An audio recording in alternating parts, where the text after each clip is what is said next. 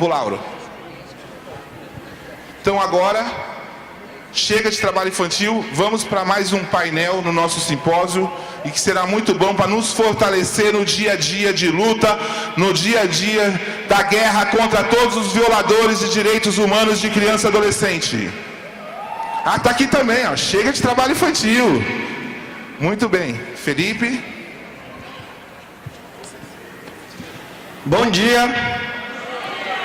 Dá um bom dia mais forte, pessoal. Bom dia. Aê, tá lindo. Agora nós vamos fazer o painel número 3, certo? Que é sobre o trabalho infantil. Aqui com o Dr. Tiago, é um grande nome nessa luta contra o trabalho infantil. Eu sou Felipe Caetano, sou adolescente, sou do Ceará e também me engajei um pouco nessa luta sobre o trabalho infantil, criando o Comitê Estadual de Adolescentes como Trabalho Infantil, porque eu levo a proposta... Dá melhor? Eu levo a proposta de que nós só podemos fortalecer o sistema de garantia de direitos com a efetiva participação dos sujeitos de direitos. Então, nós vamos fazer esse debate agora, certo? De fortalecimento, espero que vocês gostem. Eu vou estar aqui mediando um pouco o Dr. Tiago.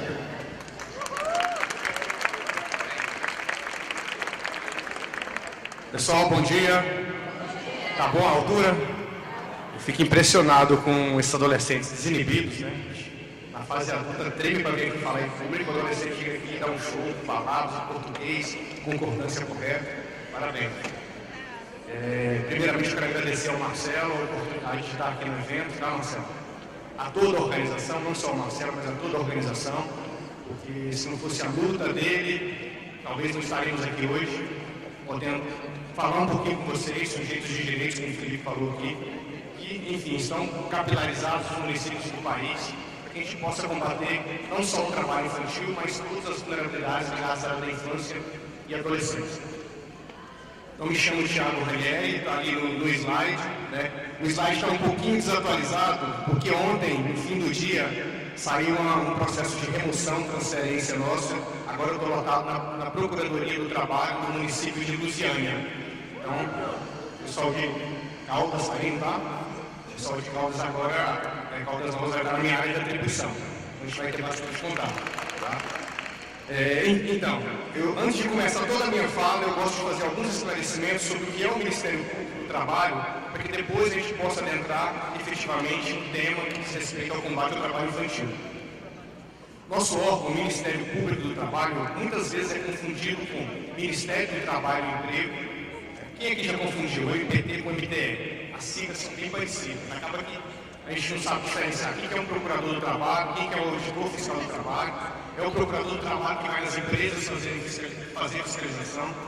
Então é importante a gente fazer essa diferenciação do que é o Ministério Público do Trabalho e o Ministério do Trabalho e Emprego, e também a diferença entre o que é o Ministério Público do Trabalho e a Justiça do Trabalho. Vocês também possam saber onde é que eu vou buscar o meu direito, onde é que eu faço uma denúncia, onde é que eu ajuizo uma ação. Então são dados básicos, eu vou tentar passar aqui para os senhores inicialmente, para que a gente possa depois adentrar nas funções específicas do Ministério Público do Trabalho.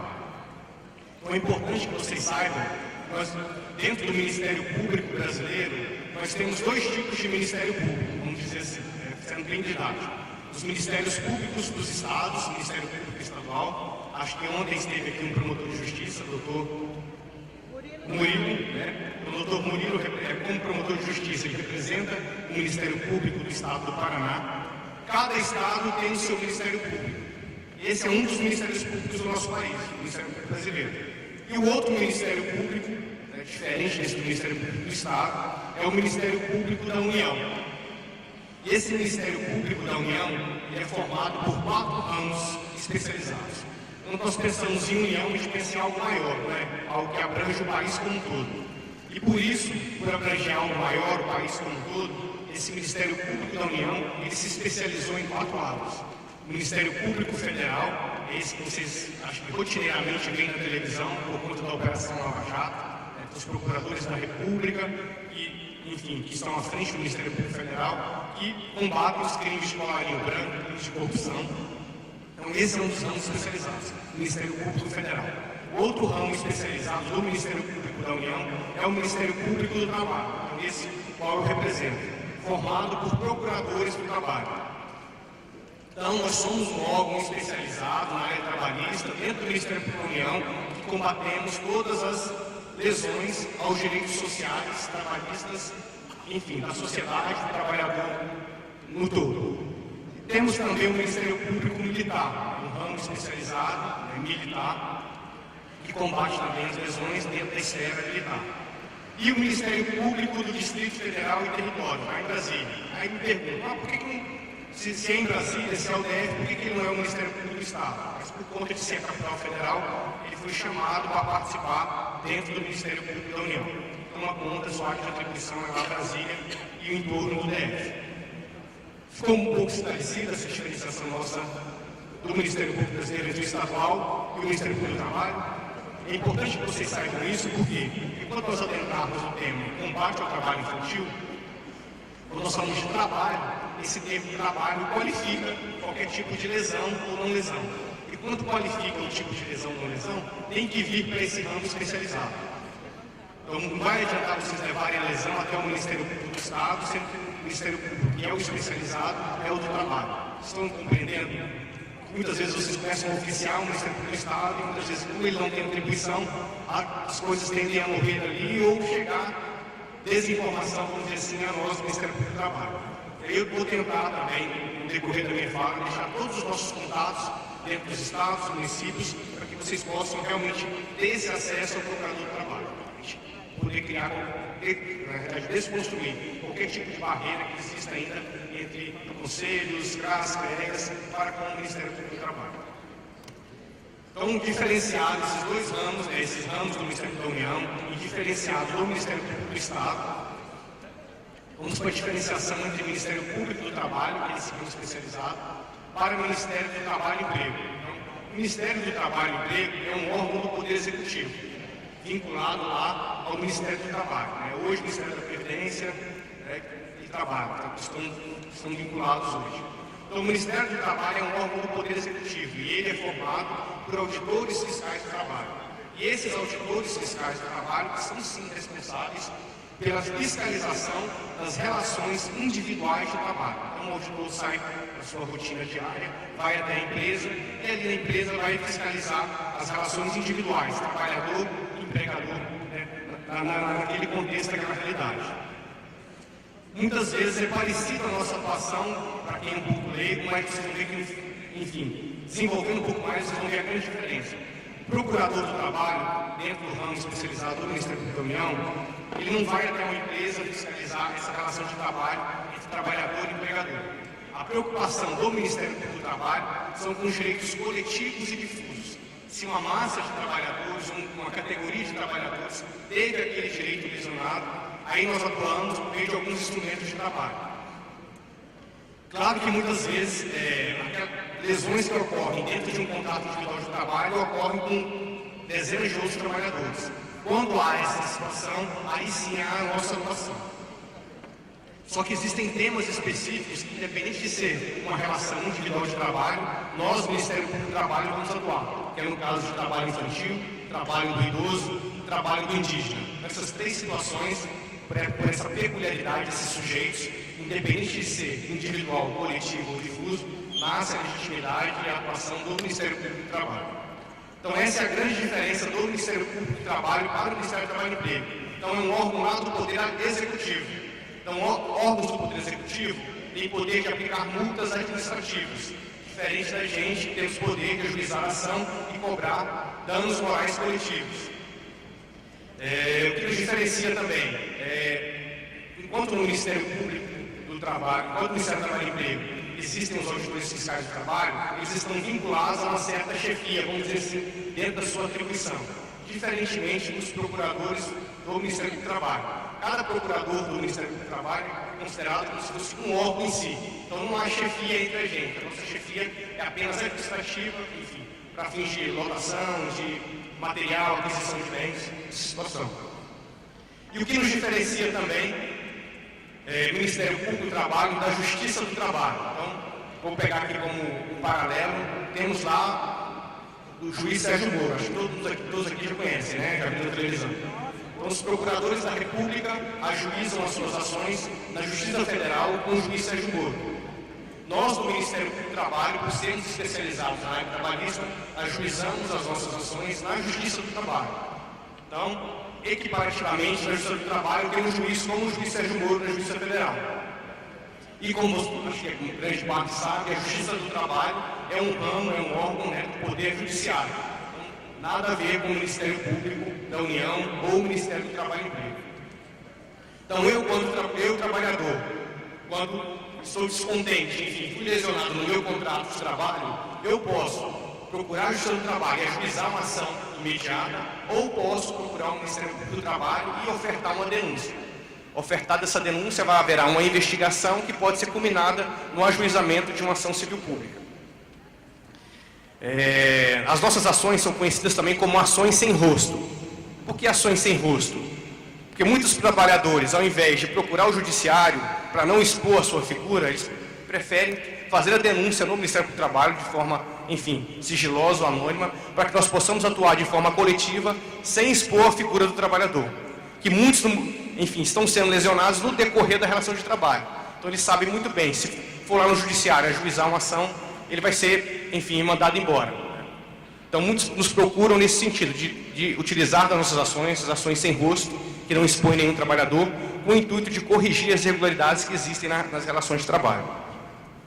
Bem, são esclarecimentos básicos aqui, não sei se me fiz esclarecedor, né, para os senhores, mas é necessário que vocês agora, sujeitos, atores, né, da rede de proteção, que vão ter esse contato maior, mais próximo, com a questão do trabalho infantil, há necessidade que vocês tenham esses conhecimentos mínimos para que vocês possam conversar ou com o juiz do trabalho, ou com o procurador do trabalho, ou até mesmo com o promotor de justiça, que muitos municípios não possuem Ministério Público do Trabalho, mas tem lá o promotor de justiça. E aí surgiu uma demanda urgente, vocês podem ir conversar com o promotor de justiça e, enfim, já conhecedores que a área especializada é a do trabalho, pedir, solicitar, requisitar que ele nos encaminhe a demanda. Então é importante esses conceitos para que vocês possam realmente fluir, né, e desenvolver o trabalho da melhor maneira possível dentro do mundo dos senhores. Eu vou começar aqui com um videozinho nosso. Acho que o doutor Antônio falou isso ontem. O doutor Antônio é um procurador lá do Ceará. Acho que deu boas-vindas para vocês ontem no Skype, né? Eu vou começar com esse vídeo que retrata o nosso projeto nacional hoje, que se chama Resgate à Infância. Eu vou começar com esse vídeo para vocês verem um pouco da nossa atuação no Ministério Público do Trabalho. E no decorrer da minha fala, depois do vídeo, a ideia é tentar inserir cada ator da rede de proteção, que está aqui presente hoje, dentro desse vídeo, né? Eu quero que no final aqui da nossa manhã, eu, Conselho Tutelar, eu, CMDCA, eu, ator do CRAS, do CREAS, consiga me visualizar dentro desse vídeo em alguns dos eixos que foi passado no decorrer desse vídeo. Porque a ideia realmente é trazer o resgate à infância para que vocês, para que nós também, procuradores, promotores, nos empoderemos desse tema e consigamos realizar de maneira intersetorial a nossa tarefa, o nosso dever. Então, um videozinho de 10 minutos, vou pedir que apaguem as luzes aqui, tem como apagar as luzes, Marcelo, para ficar bem bacana. E depois a gente vai desenvolver a partir desse vídeo, né, toda a minha fala até o fim da manhã. Tá? Nós teremos também, para que vocês possam já se planejar, no final aqui da manhã, pelo menos 1 hora de debate. Então, quem já quiser ir anotando algumas perguntas, para poder facilitar no momento do fim da minha fala. Eu deixarei também o meu e-mail aqui para contato, então que eu não puder responder, nós não tivermos tempo de responder agora, eu me comprometo a responder por e-mail também. Tá? Pode apagar a luz então e tocar o vídeo, se for possível. Resgate à Infância, aquele maior.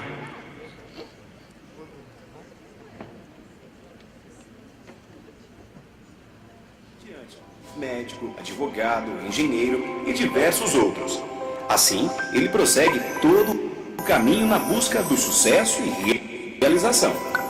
Mas nós sabemos que para chegar lá, não é só contar com a sorte. É preciso enxergar além. É preciso, antes de mais nada, ter uma boa, uma excelente educação. E o Ministério Público do Trabalho, juntamente com o... Existe um velho jogo em que o jogador define na sorte a sua profissão, o que ele vai ser dali em diante. Médico, advogado, engenheiro e diversos outros. Assim, ele prossegue todo o caminho na busca do sucesso e realização. Mas nós sabemos que para chegar lá, não é só contar com a sorte. é preciso enxergar além. É preciso, antes de mais nada, ter uma boa, uma excelente educação. E o Ministério Público do Trabalho, juntamente com órgãos competentes, enxerga bem ali, na infância, o comecinho de tudo.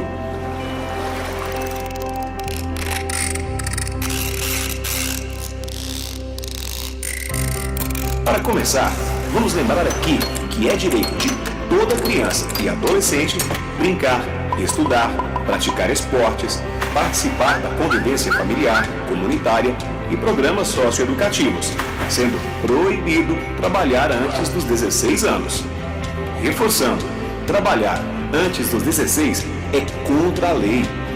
A única exceção é que a partir dos 14 anos, e somente a partir dos 14 anos, o adolescente pode exercer determinadas atividades em uma empresa regularizada na condição de jovem aprendiz, seguindo algumas regras como deverá estar estudando, aprendendo alguma profissão por meio de algum curso profissionalizante reconhecido pela lei, não trabalhar mais que 6 horas por dia, deverá ser registrado em sua carteira de trabalho e no final do curso receberá um diploma.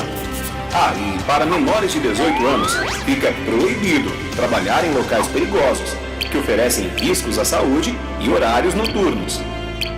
Vale lembrar também que ajudar em simples afazeres domésticos não é considerado trabalho infantil, a não ser que isso impeça a criança e o adolescente de ter acesso pleno e integral ao rol de direitos fundamentais do artigo 227.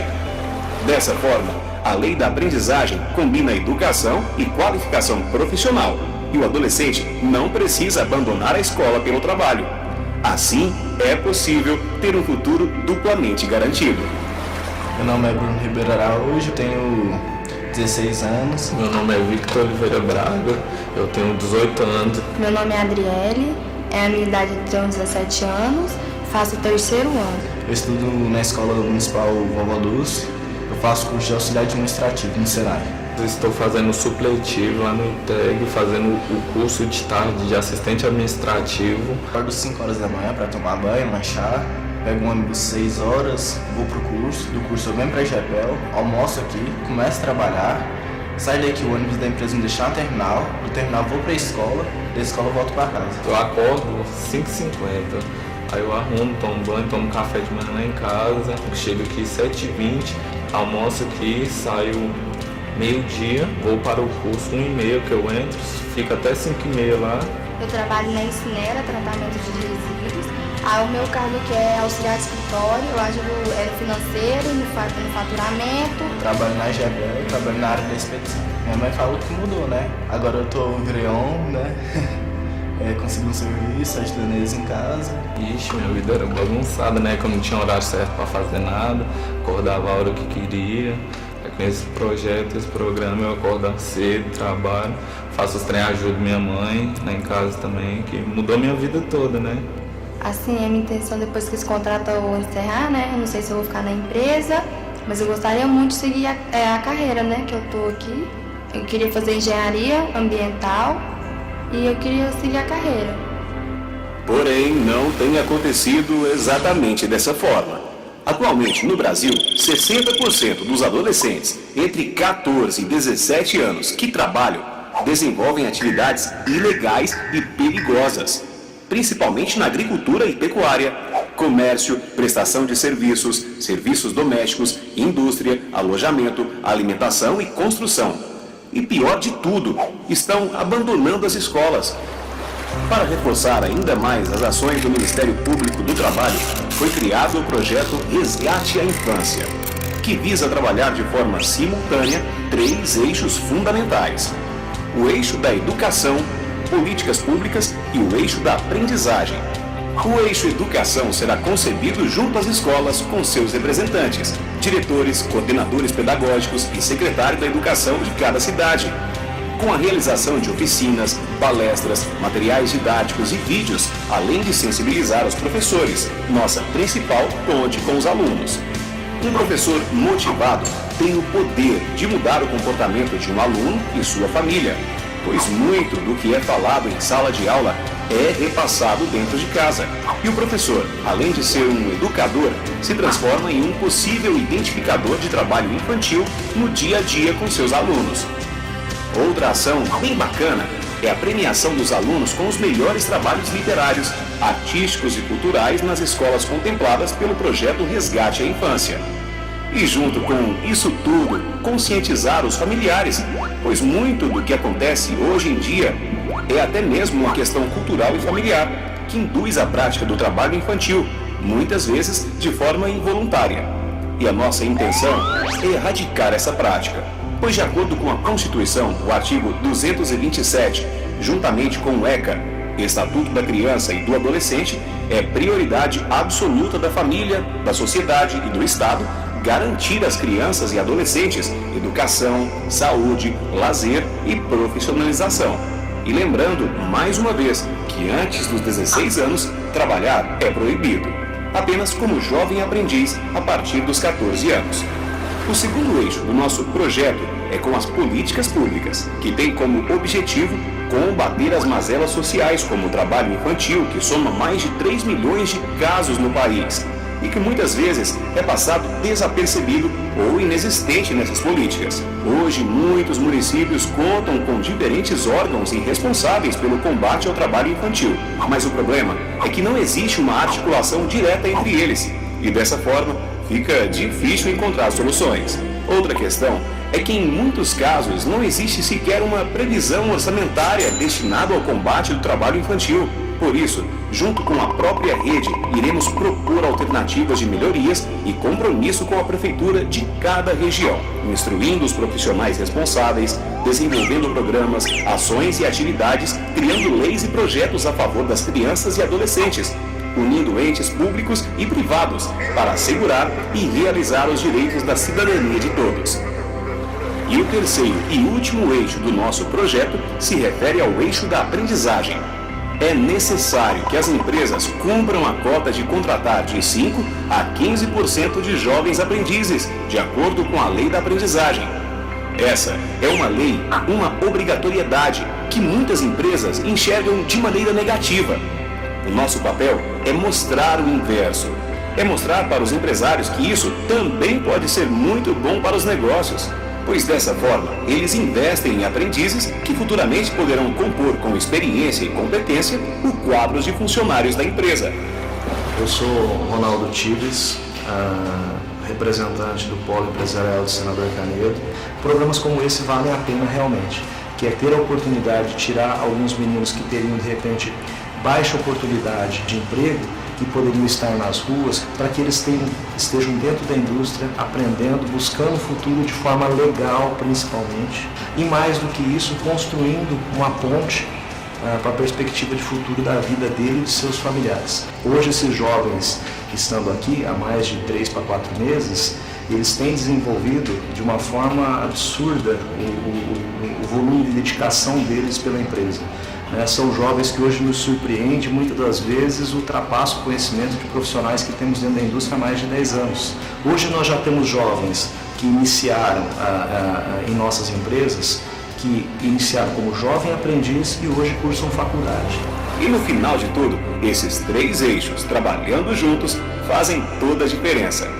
Melhores conteúdos e práticas de ensino nas escolas, melhor administração das verbas destinadas à implementação de políticas públicas voltadas para a infância e adolescência, maior qualificação e oportunidades no mercado de trabalho, melhorias em diversos quadros da sociedade e transformação profissional e pessoal do jovem aprendiz. Resgate à infância.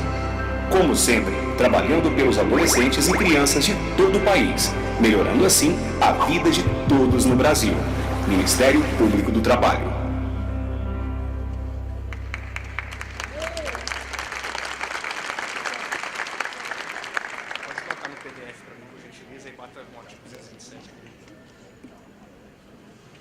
Pessoal, então esse é um projeto nosso nacional do Ministério do Trabalho. Daqui a pouquinho eu vou falar onde é que ele vai ser desenvolvido, como é que vai ser a adesão por parte de vocês, atores da rede de proteção, e o que nós temos pensado. Como eu não sei, enfim, o nível de cada um, fala assim, nível de acesso à informação da questão na área do combate ao trabalho infantil, eu vou começar o meu raciocínio do início, tá? Desde o início da temática, até para a gente poder desenvolver a atuação em conjunto. Pode ser assim?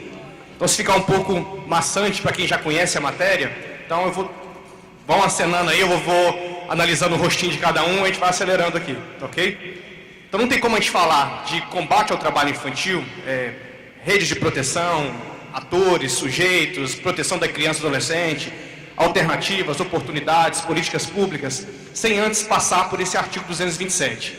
Esse artigo 227, claro que na minha ótica e na ótica de quem defende a área da infância e adolescência, é o artigo mais importante da Constituição Federal. E nenhum outro artigo da Constituição Federal traz a responsabilidade para tantas pessoas ao mesmo tempo e de maneira tão prioritária, enfim, e profunda. Eu vou ler aqui e nós vamos interpretar esse artigo dentro de cada palavra, de cada termo, para que a gente possa sair daqui nessa manhã, pelo menos com esse artigo na cabeça e empoderado da nossa responsabilidade para com a área da infância e adolescência. Então o artigo fala lá, é dever. Então já começa por aí, né? Não fala que é faculdade, que se pode, fala que é dever. Quando é dever, é lei, é dever, né? É dívida já nossa. É dever da família, da sociedade e do Estado. Então ele coloca ali, família, sociedade e Estado. Alguém aqui consegue se excluir desses três entes? Não, né? Então, família, todos nós aqui pertencemos ou integramos a uma família, não tem como, né? Por mais monoparental que seja a família, mas pertence a uma família. Sociedade também, por mais que eu não queira, seja o mais antissocial possível, mas eu integro também, pertenço àquela sociedade. Não estou fora, né? E o Estado, nós que estamos aqui, acho que pelo menos 90% dos atores que estão aqui hoje são representantes do Estado, né? Porque tem conselheiros tutelares, tem CRAS e CREAS, deve ter saúde, educação, tem CMDCA. Então, grande parte aqui, pelo menos 90%, representam o Estado. Então, para a gente, nós que estamos aqui nessa discussão, nós temos no mínimo essa tripla ou tríplice responsabilidade para com a criança e o adolescente. E é uma responsabilidade que não é facultativa, é dever, né? Está na lei e temos que cumprir. E aí, continuando a leitura, é dever da família, sociedade e do Estado. Anteriormente também, essa ordem que está aí, família, sociedade e Estado, o legislador também não colocou ela em vão, existe um certo grau de hierarquia. Claro que, primeiramente, é dever da família garantir os direitos, né? A família falhando, mas concorrente também, a sociedade deve garantir, e o Estado vem por último também, de forma concorrente, mas também, né, de forma subsidiária ou suplementar, garantir esses direitos. Assegurar a criança, ao adolescente e ao jovem com absoluta prioridade. Então, esse termozinho aqui, absoluta prioridade, não existe nenhuma outra legislação internacional, só existe na nossa, e não existe nenhum outro artigo dentro da nossa Constituição Federal. Então, é o que qualifica esse artigo 227. Absoluta prioridade. O que é absoluta prioridade para a gente? Não é o primeiro plano? Voltando nossos olhos para a vida pessoal, que para mim é absoluta, porque é prioridade para mim. Então, o que eu vou fazer primeiro? Não é isso? Então, é dessa forma que o artigo trouxe essa responsabilidade com absoluta prioridade. O direito à vida, à saúde, à alimentação, à educação, ao lazer, à profissionalização. Então, grave esse nominho aí, profissionalização, que mais para frente a gente vai desenvolver esse termo, profissionalização. A cultura, a dignidade, ao respeito, à liberdade, à convivência familiar e comunitária. Daqui a pouco a gente continua o resto. Vocês conseguem ler o rol de direitos fundamentais que tem ali? Também não existe nenhum outro artigo na Constituição que prevê esse rol tão extenso de direitos fundamentais para a criança e para o adolescente. E vocês conseguem ler ali literalmente a palavra trabalho nesse artigo? Vocês conseguem ler? Vamos interagir, pessoal. Consegue não, né? Não conseguimos ler. Então, a partir de uma interpretação a contrário senso, nós dizemos que o artigo 227 traz para a criança e para o adolescente o direito fundamental ao não trabalho. Ao não trabalho. Isso é importante que vocês saibam, que a Constituição Federal, nesse artigo, trouxe esse direito fundamental ao não trabalho. Eu falei para vocês decorarem, visualizarem profissionalização. E daqui a pouquinho a gente vai trabalhar um pouquinho o que é essa profissionalização.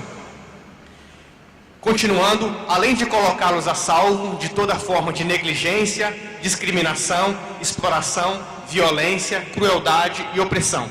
Para compreender essa questão da exploração, há necessidade que eu fale aqui rapidamente dessa profissionalização. Então, esse direito à profissionalização que a Constituição previu ali no 227, ela está ligada à questão da faixa etária.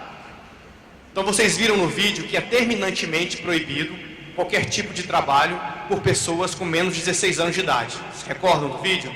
Então isso vocês têm que gravar na cabeça. O trabalho é proibido para menores de 16 anos de idade. Opa, essa é a regra geral. Toda regra tem a sua exceção. Não é assim mais ou menos que funciona? Toda regra tem a sua exceção. E a nossa primeira exceção, frente a essa regra de 16 anos, é o quê?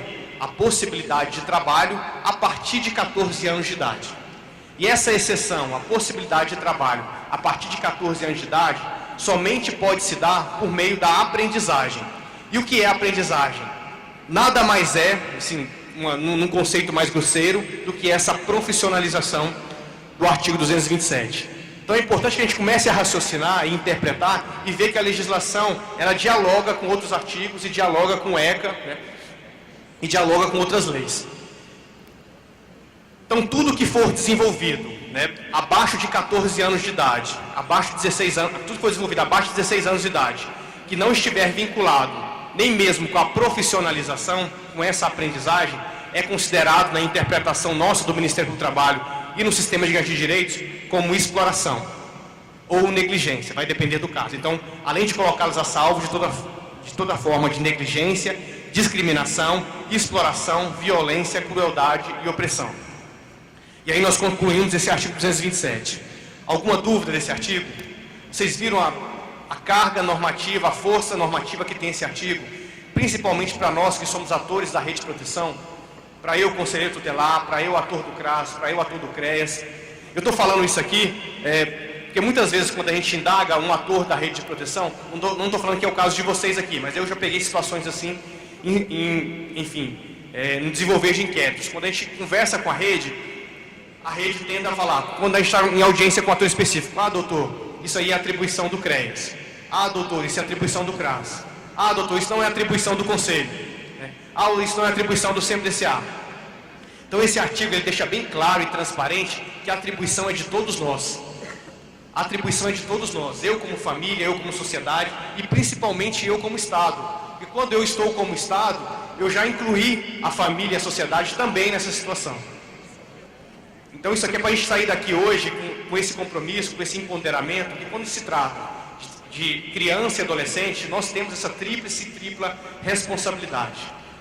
A atribuição não é do outro, a atribuição é minha, dentro da minha área de atribuição, dentro do meu nicho de atribuição. E quando a gente fala em trabalhar em rede, em trabalhar de forma intersetorial, é assim, um tentando tampar o furo do outro, um tentando orientar o outro, e não de forma estanque ou trabalhando em ilhas. Não adianta eu, conselho tutelar, trabalhar muito bem na minha ilha, dentro do meu nicho, se na hora de dar a oferta do serviço socioassistencial, isso não chega até o sujeito de direitos. Eu, conselheiro, vou ficar enxugando o gelo. É isso? E quando a gente trata apenas a demanda e não encaminha corretamente, e nesse encaminhamento a pessoa não recebe a alternativa correta, a tendência é ela ser novamente revitimizada. E aí eu, conselheiro tutelar, que sou o ator primário, daqui a pouco eu vou falar, né, o soldado de trincheira, vou estar ficando na trincheira enxugando gelo. Não adianta. Então a gente tem que aprender a trabalhar em rede, visualizar o trabalho em rede e saber também onde é que está o fundamento para esse trabalho em rede. E o fundamento está aí no artigo 227. Não deixa ninguém de fora e traz isso como prioridade para todos os atores da rede de proteção. Então falamos aqui de onde é que está o fundamento para esse trabalho em rede, desse dever da questão da criança e do adolescente. Falamos do direito fundamental ao não trabalho, que está nesse artigo aí, por uma interpretação a contrário senso, considerando que no artigo não existe trabalho. Falamos da faixa etária, então faixa etária é primordial que vocês atores saiam com isso na cabeça aqui hoje. Regra geral, abaixo de 16 anos não se trabalha. A primeira exceção, salvo na condição de aprendiz a partir de 14 anos de idade. O que é essa aprendizagem? O que é essa aprendizagem? É importante também que vocês tenham essa noção, para que vocês possam também cobrar do gestor público, né, programas de aprendizagem no município, principalmente os conselheiros do CMDCA que devem estar aqui presentes hoje, né, que são atores que fiscalizam as políticas públicas, né, o controle de política pública dentro do seu município. Então a aprendizagem é um contrato de trabalho especial que garante ao adolescente o acesso à escola, a um curso de qualificação e ao primeiro emprego, vamos dizer assim. Então, um adolescente na faixa etária de 14 a 24 anos de idade, que esteja estudando Para que ele possa ser contratado como aprendiz, ele tem que estar na escola e tem que estar frequentando um curso de qualificação. Quem é que ministra esses cursos de qualificação? Sistema S, regra geral. No SENAC, ministra o curso na área do comércio, SENAC. SENAI, ministra curso na área da indústria. SENAR, com R no final, ministra cursos no meio rural. SISCOP, ministra cursos no sistema de cooperativas. E por aí vai. Esses são os principais atores do Sistema S. Então, primeiramente, pensaram, nossa, no meu município tem Sistema S ou não tem? Ah, não, lá tem um SENAC. Opa, então, eu como ator da rede de proteção tenho que ir lá no mínimo saber quais são os cursos que temos no SENAC, qual o público que ele está atendendo. Se está atendendo o meu público, porque meu público que eu atendo é prioritário. Vocês têm esse poder de requisitar. Daqui a pouquinho eu vou falar também de poderes de requisição. Vocês também têm esses poderes de requisitar. Então, o Sistema S pode administrar esses cursos de qualificação, bem como entidades sem fins lucrativos. Então, qualquer entidade sem fins lucrativos que tenha como objeto social a qualificação e profissionalização pode também ministrar a aprendizagem. Eu não conheço a realidade aqui do Sudeste, vamos dizer assim, mas no estado de Goiás nós temos várias entidades sem fins lucrativos, pelo menos umas 8, que também ministram aprendizagem. Tem uma bem nacional, que é bem capilarizada, que é o CIE. Qual município que tem CIE aqui? Já conhece, colegas conhecem o CIE? O IEL. Quem conhece o IEL? Já ouviu falar do IEL? Também. Então são duas, eu trago como exemplo, de entidades que fora do Sistema S ministram qualificação. Então, adolescente nessa faixa etária, 14 a 24 anos, na escola, frequentando esse curso de qualificação, ele pode ser contratado por uma empresa. E quem são as empresas que devem contratar esse adolescente? Então, qualquer empresa, né, se ela não for microempresa ou empresa de pequeno porte, ela deve ter um dever, né, legal de contratar um percentual de 5% a 15%. Então, vamos lá. Uma empresa com 20 trabalhadores que não é microempresa e nem empresa de pequeno porte. Ela tem que ter pelo menos um aprendiz. Então, é mais ou menos assim que funciona. Então, para que a gente possa concretizar esse direito à profissionalização, é somente mediante o contrato de aprendizagem que é desenvolvido dessa forma que eu falei. Adolescente na escola, frequentando curso de qualificação e aí contratado pela empresa. Tem que fechar esse triângulo. Vamos dar continuidade aqui então. Até aqui agora, uma dúvida até agora? Eu fui claro quanto à aprendizagem ou falei muito rápido? Conseguiram compreender? No debate a gente vai poder também tirar mais dúvidas quanto à aprendizagem, para saber quem eu devo procurar no meu município, o que o CMDCA pode fazer no meu município, né? Poder do CMDCA para cobrar política pública na área da aprendizagem, então a gente vai falar disso também. Então, conhecedores, né, da faixa etária de abaixo de 16, da exceção de 14 anos para o mundo do trabalho, nós temos uma faixa etária que também é bastante preocupante, que é a faixa etária de 16 a 18 anos de idade. A partir de 16 anos de idade, qualquer empresa pode contratar um adolescente como um trabalhador efetivo. Ela pode efetivá-lo com carteira assinada e todos os direitos trabalhistas assegurados. Só que nós temos um decreto que elenca as piores formas de trabalho infantil. Quem aqui já ouviu falar da famosa lista TIP? Já ouviram falar da lista TIP? Nós temos um decreto que é o 6487, que ele elenca as piores formas de trabalho infantil. Então, são ocupações que não podem ser desempenhadas por adolescentes nessa faixa etária de 16 a 18 anos de idade. É um rol extenso de ocupações, mas resumindo, esse rol extenso de ocupações são ocupações ligadas à insalubridade, periculosidade, o trabalho noturno. O que é o trabalho noturno? É aquele desempenhado entre 22 horas de um dia às 5 da manhã do outro, entre 10 da noite às 5 da manhã. Então, entre 10 da noite e 5 da manhã, adolescente entre 16 e 18 anos de idade não pode trabalhar. Aí vocês começam a pensar, nossa, lá no lanche da minha cidade, né, tem um adolescente lá na chapa com essa faixa etária, depois das 11. Então, isso tudo é irregularidade para o mundo do trabalho. A gente vai voltar também a falar sobre isso. Então, vamos lá. Insalubridade, periculosidade, trabalho noturno, que é esse entre 10 da noite às 5 da manhã, trabalho doméstico. Então, olha só, nosso trabalho doméstico não pode ser desempenhado nessa faixa etária de 16 a 18 anos de idade. Então, somente a partir de 18 anos de idade, a gente começa a pensar, nossa, lá no meu bairro, né, tem uma garotinha de 15, é babá, né? Uma senhora lá, enfim, no meu bairro tem uma garota de 17 anos de idade que faz diária. Então, já começa a pensar, na minha casa, eu contratei uma diarista, né, porque nós também temos esse telhado de vidro, né, a gente tem que concordar. Contratei um diarista que tem 17 anos de idade. Não, mas eu contratei porque o serviço aqui em casa é tranquilo E eu, enfim, estou só ajudando. Tá vendo? Daqui a pouquinho vamos falar também sobre mitos do trabalho infantil. Então, lista TIP está vinculada...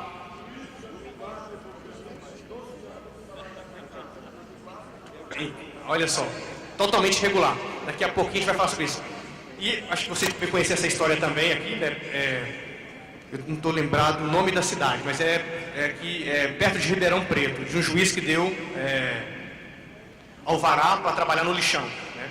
Um adolescente de 12 anos de idade. E o alvará tinha fundamento porque é melhor que o adolescente ficasse no lixão com a família do que sem fazer nada. Assim, enfim, aquele discurso que a gente está acostumado, a gente vai tratar dele aqui também hoje. Então essa lista TIP, pessoal, que elenca as piores formas de trabalho infantil, tem que ser observada por nós, atores da rede de proteção. E resumindo a lista TIP, são atividades ligadas à insalubridade, mexe com, enfim, químicos, né? Quer perguntar? Pode ser no final? Ah, não é pergunta não? Ah, tá.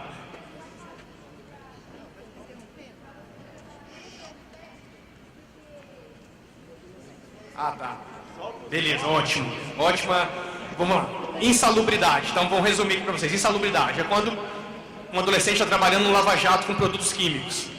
Entendeu? Não tem um Solopan, produtos químicos lá? Insalubridade.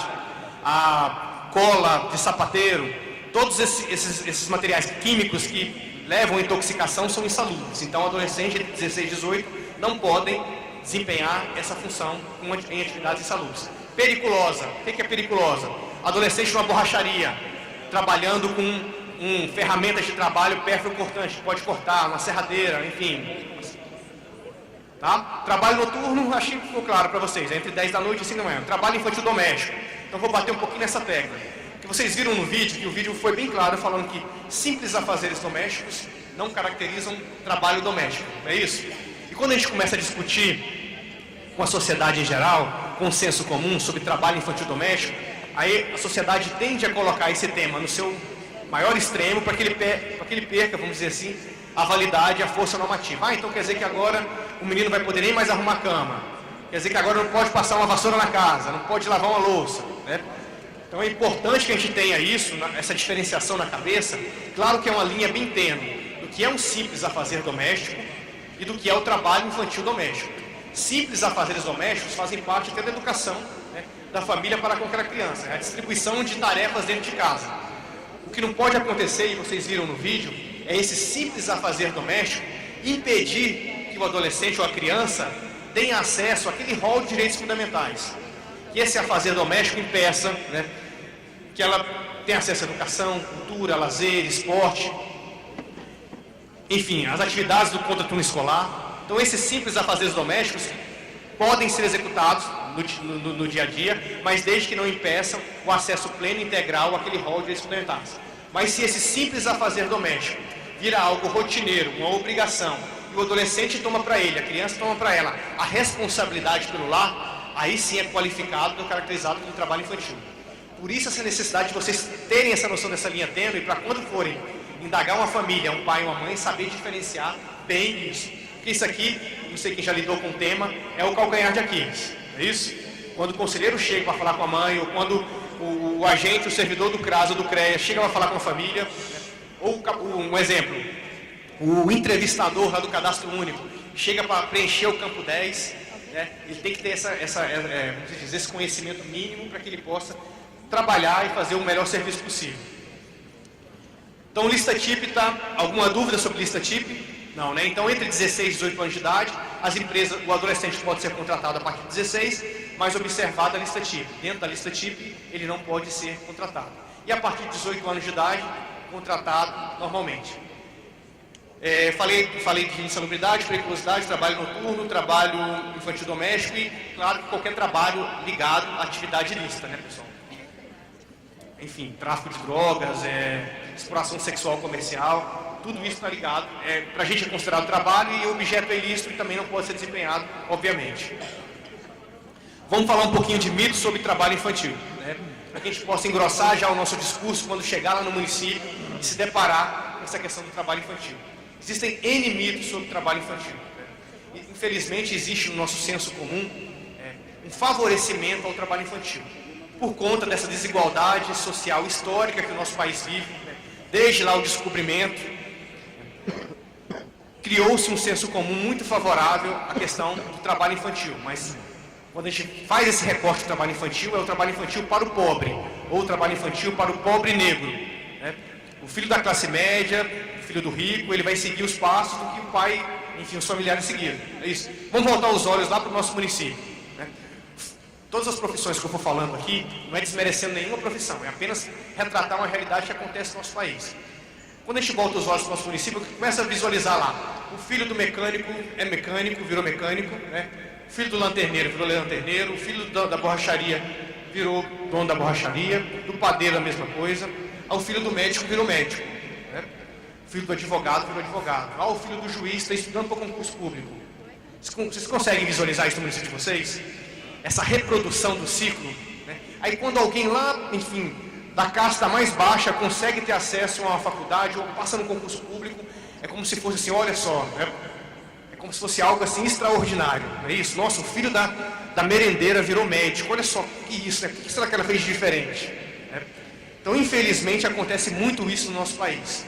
E muitas vezes, por falta de um raciocínio, de uma interpretação mais crítica, a gente vai aceitando isso, porque nós temos nossos afazeres na nossa rotina diária, isso pra gente vira normal. Existem coisas mais importantes, né, do que pensar sobre isso, e as coisas vão acontecendo, e o mito do trabalho infantil vai fortalecendo. Então, infelizmente, no nosso país, o trabalho infantil ainda é visto como uma alternativa à miserabilidade. É melhor que o filho do pobre esteja trabalhando do que na miséria, é melhor que o filho do pobre negro esteja trabalhando do que no mundo das drogas, do que na prostituição, do que sem fazer nada, do que enchendo meu saco. E a gente vive numa sociedade também higienista. O que é? Os adolescentes, higienista. Vamos limpar isso aí. É melhor que eles estejam trabalhando do que, né, enfim, nesse mundo de coisas ruins que podem ter acesso. E infelizmente é um mito isso, né? A gente sabe que o mundo do trabalho, esse trabalho que eu falo, né, que é o trabalho com garantia de direitos mínimos, não é esse mundo do trabalho que esse adolescente pobre, essa criança pobre tem acesso. Ele tem acesso ao mundo da exploração. É o mundo da exploração que ele tem acesso. Porque muitas vezes a gente fala assim, eu já indaguei inquéritos meus, lá o dono da borracharia, doutor, mas eu estava dando uma oportunidade para esse garoto, eu estou ajudando a família, porque olha, ele mora num bairro ruim, tem acesso às drogas, entendeu? E eu estou ajudando. O pai está desempregado, a mãe está desempregada, dei a oportunidade para o menino. Eu falo, por que o senhor não contratou o pai ou a mãe? Ah, não, doutor, eu tenho que assinar a carteira, tenho que pagar o salário mínimo. Vocês começam a compreender a lógica que a criança ou o adolescente é contratado para esse mundo do trabalho da exploração, porque o adulto, enfim, muitas vezes a empresa não quer pagar os direitos mínimos trabalhistas desse adulto, e porque realmente essa criança, esse adolescente, para ele sai mais barato. Então, isso eu falo, não é por leitura, enfim, é porque nós visualizamos diariamente nos nossos inquéritos, no Ministério do Trabalho. Diariamente, eu chego em audiência, sento, dou a oportunidade para o empregador falar, a primeira coisa que ele fala, doutor, eu estou dando uma oportunidade, porque senão ia virar bandido. E aí nós queremos, só duas opções, isso é o que eu vou falar aqui. E aí, imagina tanto que essa lógica é perversa para as nossas crianças pobres, pessoal. Para as nossas crianças pobres, nós como sociedade só conseguimos visualizar ou o mundo do trabalho, a ansiedade mínima, uma situação irregular, né? Ou a marginalidade, que é também uma situação ilícita e irregular. Então, que país é esse que nós estamos construindo? Se as únicas duas alternativas que eu tenho para adolescente e criança pobre estão ligadas à ilicitude e à irregularidade. E o acesso à educação, né? Acesso à cultura, esporte, ninguém demanda isso? Parece que nós vivemos uma situação tão anestesiada e de descrédito, fala, não, doutor, mas isso aí é difícil demais. Entra e sai prefeito, as coisas não acontecem. Entra e troca gestão, as coisas não acontecem. Então nós, como atores da rede de proteção, principalmente CMDCA, que deve estar aqui presente, que faz esse controle de política pública, temos que acordar e começar a cobrar os nossos direitos dentro dos nossos deveres. Tá? Porque a partir do momento que nós empoderarmos das nossas atribuições e soubermos a quem cobrar, as coisas vão modificar. Vamos quebrar essa lógica de apenas duas alternativas para a criança pobre, né, para o adolescente pobre. Então, outros mitos que nós temos. É melhor que a criança esteja trabalhando. A criança no mundo do trabalho, ela cria responsabilidade. Quem já ouviu isso? Eu ouço várias vezes quando ouço pais e mães. Doutor, esse menino depois que começou a trabalhar virou outra pessoa. Vocês podem ter certeza que o empregador, o trabalhador, ele não está ali para educar ninguém. Toda empresa, não sei se tem empresários aqui, mas isso é uma lógica do mercado, tem empresa para obter lucros, pessoal. Nenhuma empresa está ali para educar uma criança ou um adolescente, né, para transformá-lo em um cidadão de bem. Ela quer obter lucro. Outra situação que nós ouvimos muito também. Doutor, ele trabalha, mas está na escola. Ele trabalha, mas estuda. Quantos aqui já ouviram isso? Ele trabalha, mas estuda. Como se fosse uma justificativa, né, para ele estar trabalhando. Né? E como eu falei para vocês, quando nós demos o 227, ali fala acesso pleno e integral, né, ao rol dos direitos fundamentais. Não fala em trabalho. Então, um não exclui o outro. Se está na educação, se está tendo acesso à educação, não quer dizer que ele pode trabalhar. Então, também é outra lógica inversa. Doutor, ele trabalha porque a família é muito humilde e precisa dessa oportunidade, dessa verba para ele contribuir dentro do orçamento familiar. Aí nós invertemos mais uma vez a lógica. Não estamos falando que é dever da família, sociedade, Estado garantir como prioridade. Como é que essa criança, adolescente agora vai inverter essa lógica e ela ser responsável por parcela desse orçamento? Então também é mais uma lógica invertida. Isso tudo a gente tem que começar a raciocinar de forma crítica, pessoal, para a gente poder combater e realmente cumprir o nosso objetivo, o nosso dever como atores da rede de proteção. E aí eu vou começar a tecer alguns comentários. Primeiro, vou passar um videozinho, rapidinho, para que a gente possa começar a falar de cada ator da rede de proteção. Tem um vídeo aí que chama Mais que o Coelho, você pode passá-lo para mim, por favor? Eu quero que durante o decorrer do vídeo, vai pensando, quem é que eu sou nesse vídeo? Sou o mágico? Sou o coelho? Né? Estou na plateia? Vamos começar a raciocinar criticamente também sobre esse vídeo. Eu já me identifiquei praticamente em todos os atores aí. Tento melhorar a cada dia, mas vamos ver o que vocês acham dele. Pode passar.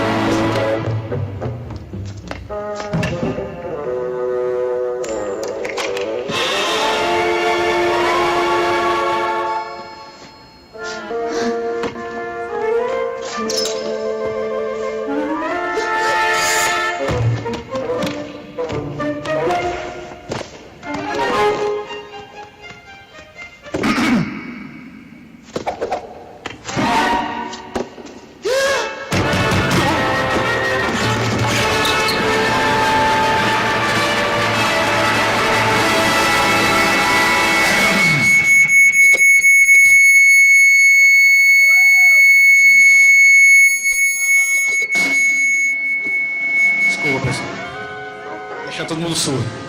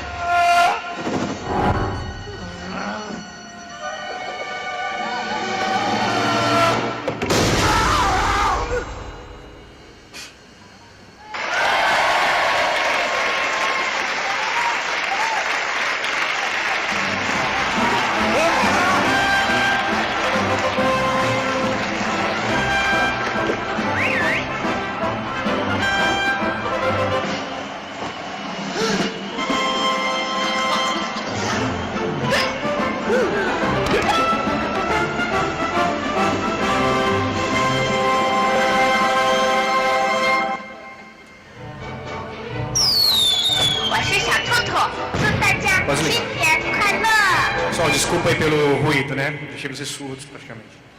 Enfim, esse vídeo eu acho bem bacana, elucidativo, que pode retratar, enfim, o trabalho de vários atores da rede de proteção. Eu uso bastante esse vídeo em curso de formação para procuradores do trabalho e para promotores de justiça. A gente, quando entra na carreira, tanto procurador como promotor, acha que, né, é a voz da verdade, é isso que tem que fazer e acontecer, e esquece de, e especificamente quando a gente trabalha com um sistema de garantia de direitos, que era da infância, nada acontece se não for por meio da rede. Nada acontece se for por meio da rede. Promotor ou procurador não é mais importante que o conselho tutelar, que o conselho do CMDCA, que o ator do CRAS ou do CREAS. Cada um tem o seu papel primordial e, na realidade, as vulnerabilidades elas vão diluindo a partir de que cada ator desse consiga cumprir o seu papel de forma adequada e correta e consiga encaminhar para o próximo ator. Então eu trago esse vídeo para a gente poder ter essa visão crítica já sobre rede de proteção, sistema de garantia de direitos. Então muitas vezes nessa rede, nesse sistema, tem um ator que pode ser o promotor ou o procurador, ou pode ser o conselho tutelar, que acha que é o dono da verdade, e muitas vezes a gente sabe que não adianta trabalhar por ilhas, né? Não adianta trabalhar por ilhas. E muitas vezes o sujeito de direitos, que é o coelhinho lá, vamos dizer assim, uma criança, adolescente, não tem nem voz, né? E aí nós voltamos para a antiga legislação anterior ao ECA, que aquele adolescente, aquela criança não era nem sujeito de direitos, não tinha nem essa visão. Então nós, como rede de proteção, atores da rede de proteção, temos que compreender essa sistemática e saber que o meu trabalho é tão importante quanto do colega, quanto do próximo ator que eu vou encaminhar a demanda. Da mesma forma, nós, procuradores do trabalho, promotores de justiça, temos que ter essa ciência que não adianta nada requisitar, dar ordens, ofícios, se a rede está desarticulada, se a rede não atende a demanda. Então, essa é uma crítica não só aos senhores que estão aqui, mas uma crítica especificamente para nós dentro do Ministério Público do Trabalho e do Ministério Público dos Estados. Eu tenho feito várias reuniões com promotores e procuradores e realmente isso tem que ser absorvido, tem que ser, como se diz, retroalimentado por cada promotor, cada procurador dentro da sua vaidade. Da mesma forma, juízes da infância, juízes do trabalho, para que a gente possa realmente levar essa temática. Muitas vezes, pequenas questões de vaidade emperram todo o sistema de garantia de direitos. Não sei se vocês já vivenciaram isso, eu já pude vivenciar isso na pele. Pequenas situações de vaidade deixam de estabelecer relações interpessoais, intersetoriais, e as coisas não andam. Ah, porque o procurador é brigado com o conselheiro, ou porque o conselheiro é brigado lá com o diretor do CRAS. Ah, porque a diretora do CREAS não concorda com o conselheiro do CMDCA porque tem outra vertente política. E, geralmente, no interior isso acontece muito. Eu sei porque eu fui lotado em procuradorias do interior e trabalho diariamente com atores da rede de proteção. Então a gente tem que ter essa preocupação, essa visão crítica, saber até onde a gente pode ir, sempre pensar como um todo e não pensar como ilha, para que a demanda, para que o sujeito de direitos realmente seja atingido. Ok? Então leve esse videozinho do Mágico Coelho para vocês, né? Se tiver alguém lá nessa situação, passe pelo WhatsApp esse videozinho e fala: doutor, olha esse vídeo para mim, vê o que o senhor acha. Enfim, eu estou brincando, mas todo esse material que eu estou disponibilizando aqui vai ficar para os senhores. De repente, depois o Marcelo deve ter cadastrado cada um de vocês e vai mandar por e-mail, né? Esses vídeos tem como mandar pelo WhatsApp também, que tem a versão no WhatsApp. Então é bom para a gente disseminar e começar a ter essa visão crítica, né? Essa autoajuda, vamos dizer assim. E para começar falando em rede de proteção, vou começar falando de conselheiros tutelares. Quem são os conselheiros que estão aqui hoje? Quase... Nossa, bastante, né? Bacana. Então, o Conselho Tutelar é um órgão, acho que todos que estão aqui já sabem, primordial, né, nessa área de sistema de garantia de direitos. Eu falo que é o soldado de frente, soldado da trincheira. Eu chamo de PROCON da área da infância e adolescência. Nós não temos o PROCON do consumidor. Todas as vezes que o direito do consumidor é lesado ou ameaçado de sofrer uma lesão, nasce lá a atribuição e legitimidade do PROCON atuar. Da mesma forma eu falo do Conselheiro Tutelar. Surgiu uma ameaça, uma lesão, né, ao direito da criança e adolescente, nasce a atribuição e legitimidade desse Conselho Tutelar atuar.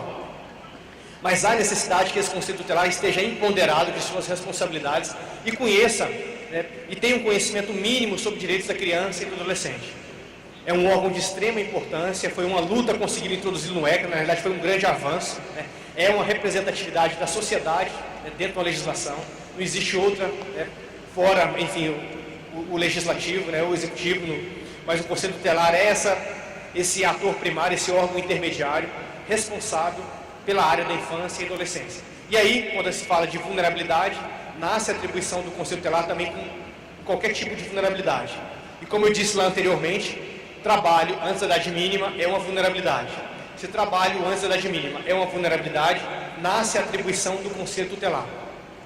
E aí a gente vai falar um pouquinho sobre o que é essa atribuição do Conselho Tutelar frente ao trabalho infantil, né? É poder fiscalizatório, né? É poder de fiscalizar a empresa ou é poder de identificação? Então isso é importante que vocês saiam daqui com essa diferenciação, porque muitas vezes o próprio procurador ou promotor de justiça, quando requisita o conselho, ele não tem essa noção de diferenciação. Fala assim, ó, já peguei situações de procurador do trabalho que requisitou que o conselho fosse lá fiscalizar uma empresa para deixar trabalho infantil. E não é bem essa a atribuição do Conselho Tutelar. E isso nos cursos de qualificação e capacitação dos procuradores, a gente tem batido nessa temática para que não chegue, enfim, não crie essa rusga já inicialmente com o Conselho Tutelar. É porque não sei se vocês têm essa sensação, mas parece que tudo é atribuição do Conselho Tutelar, não é isso? Desde a ausência na escola, enfim, tem N exemplos aqui, né? Chama o Conselho Tutelar, e não é muito bem assim, entendeu? E se vocês realmente querem se empoderar dessa temática e querem ser valorizados na sociedade, vocês têm que saber a sua área de atribuição, até mesmo para cobrar, né? Enfim, mostrar trabalho. Eu tenho que ser um conselheiro ciente do que eu tenho que fazer, porque senão, pessoal, se a gente não ocupar espaço, outra pessoa vai ocupar e vai mandar eu fazer alguma coisa. Não é assim que funciona? Então é importante que vocês, conselheiros que são órgãos autônomos, tenham essa noção. Se eu não ocupar o meu espaço, e quando eu falo em ocupar o meu espaço, é saber qual é o meu dever, conhecer os direitos mínimos do ECA, a Constituição sobre o meu dever, outra pessoa vai ocupar o espaço e vai me dar ordem. É mais ou menos assim que funciona no nosso país. Tá? Então que essa fala minha aqui sirva, enfim, um pouco de inspiração para que vocês realmente se empoderem da responsabilidade de vocês, que vocês são um órgão de extrema importância. De extrema importância. Que pena que a sociedade ainda não tem essa noção da importância do Conselho Tutelar, né? Porque naquele artigo 227 lá, praticamente envolve toda a atribuição, toda a temática do Conselho Tutelar. Se é um artigo de extrema importância, o órgão que deve trabalhar para concretizar esse artigo também é de extrema importância. E infelizmente, eu começo falando assim, não tem essa visão os gestores públicos, né? O Marcelo começou falando numa fala de maneira informal comigo na parte da manhã, falando assim, nossa, os conselheiros adoraram a estrutura aqui do evento, né? Lugar bacana, tem lugar para almoçar, né? Mas isso não deve ser exceção, pessoal. Isso tem que ser regra, falei para o Marcelo, e o Marcelo concorda com vocês. Se vocês são esse órgão de extrema importância, que defende um direito de extrema importância, por que vocês têm que se acostumar só com o que resta da gestão pública? Não é? Conselho Tutelar, bota ele naquela casa alugada ali, porque lá cabe ele, né? Essa impressora aqui quebrou, manda para o conselho que lá eles dão um jeito de usar. A cadeira aqui está mancando, manda para o conselho. É mais ou menos assim?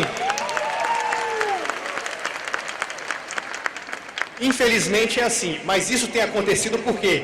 Por essa falta de empoderamento, não só do conselho, que é uma rede, mas primordialmente do conselho, de saber qual é a minha área de atribuição e a quem recorrer, para que eu possa realmente cobrar os meus direitos e saber.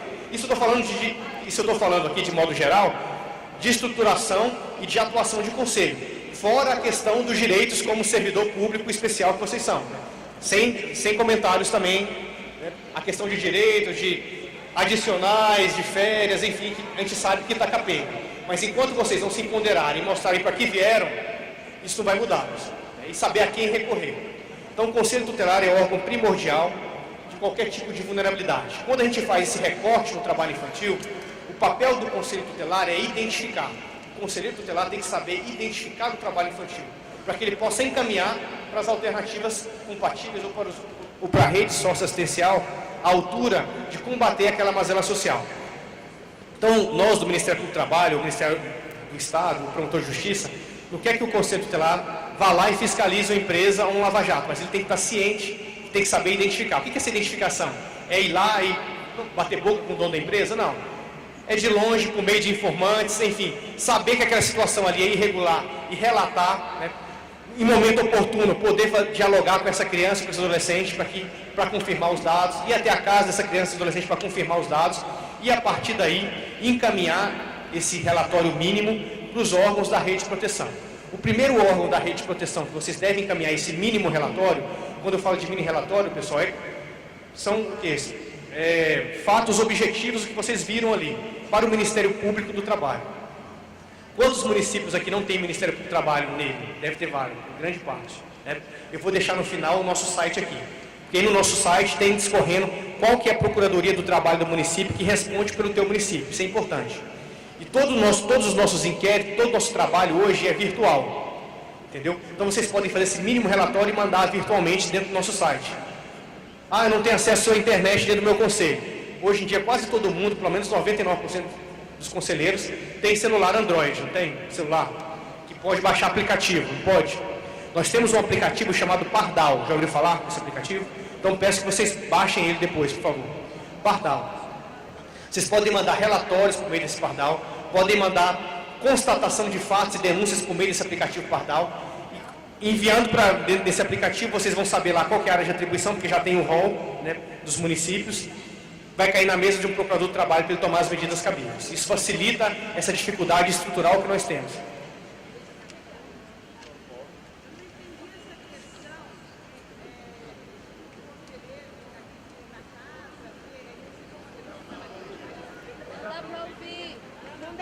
Eu não estou ouvindo.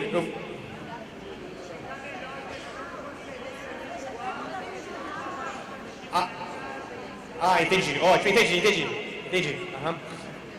Ok. A colega está perguntando para eu explicar melhor essa situação do Conselho Tutelar e averiguar a questão do trabalho infantil na casa. O que acontece? Nós tínhamos e vamos ter daqui a pouco de novo um instrumento muito importante que é o Disque 100. Vocês lembram dele? Como é que acontecia? A pessoa ia ligava para o Disque 100 e denunciava a situação de trabalho infantil. E aí, quando disca no Disque 100, não sei se vocês sabem, ele é capilarizado para vários órgãos, dentre os órgãos do Ministério Público do Trabalho. Nós não atuamos apenas com o trabalho infantil, temos um rol extenso de trabalho infantil. A partir do momento que o Disque 100 chegava na mesa de um procurador, o procurador oficiava ou requisitava para o conselho para que o conselho identificasse a situação de trabalho infantil ali no Disque 100. E essa identificação não é para o conselho tutelar pegar o seu veículo e ir até lá naquele local, né? Claro que muitas vezes vai acontecer isso, entrar no estabelecimento. Ele pode fazer isso de forma indireta, ou por informações, ou indo sem adentrar o estabelecimento. O que vocês têm que ter na cabeça é que o papel do conselho não é fiscalizar a empresa, é saber identificar se ela tem trabalho infantil ou não. Situação de trabalho infantil doméstico. Então, claro que nós temos um princípio na Constituição, que é o princípio da inviolabilidade do domicílio. Né? Ninguém pode adentrar a casa de um terceiro, de uma pessoa, sem uma ordem judicial, ou então em caso de crime flagrante de delito. Então, não pode o procurador ou o promotor mandar que o conselho tutelar vá até a casa e veja se tem trabalho infantil doméstico. Né? Então, por óbvio, isso. Pode ser que já aconteceu isso aqui. Já aconteceu com alguém? Já aconteceu com alguém? Não, né? Ali, já aconteceu. Então, essa situação de identificação do trabalho infantil, ela pode ser visual ou por informações.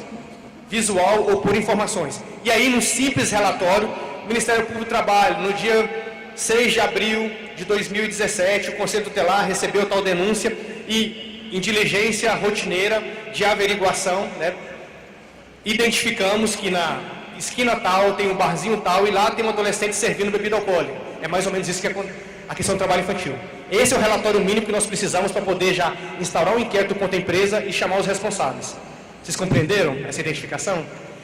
Esse é o primeiro órgão, que é o órgão de responsabilização. Mas a gente sabe que órgãos de responsabilização não trazem a única eficiência para combater aquela mazela. Né? A mazela é combatida por meio de políticas públicas. Então vocês também têm que encaminhar esse breve relatório para órgãos que também ofertam alternativas para a da infância e adolescência. Quais seriam os órgãos? CREAS. Não é isso? Não é o CREAS que trabalha com direito quando o direito foi lesionado? Então no meu município tem CREAS? Não tem CREAS. Então o CRAS responde pelo CREAS. Então tem que encaminhar sempre esse relatório, tanto para o Ministério Público do Trabalho, quanto para os órgãos da rede socioassistenciais do meu município. Dúvidas até agora, quando acabar o trabalho infantil? Pode falar.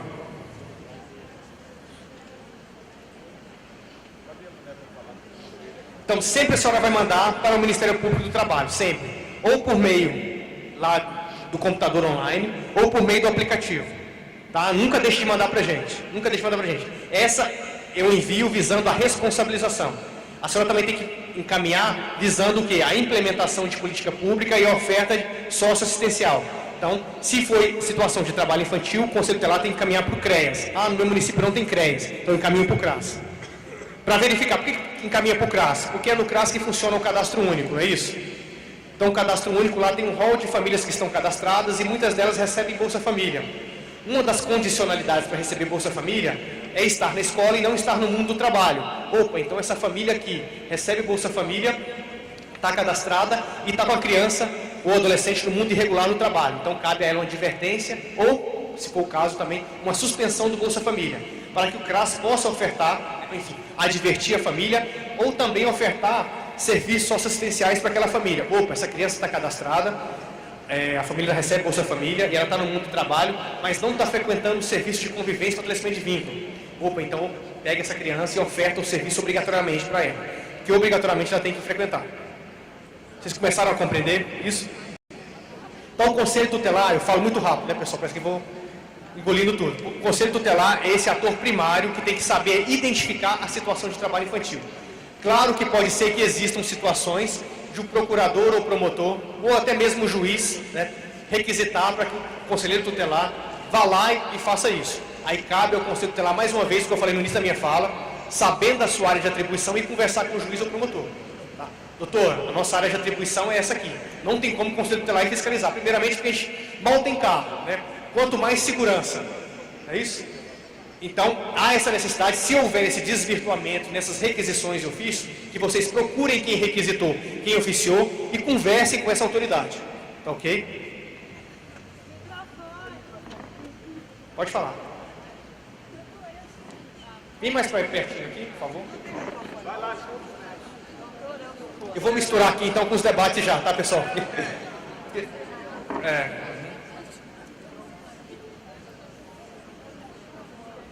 Ah, ótimo.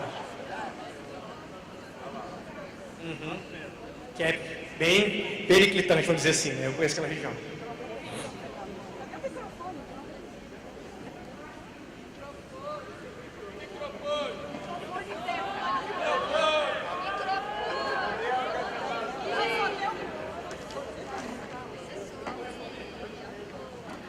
Na realidade, assim, eu acho que é a concretização do que a outra colega falou.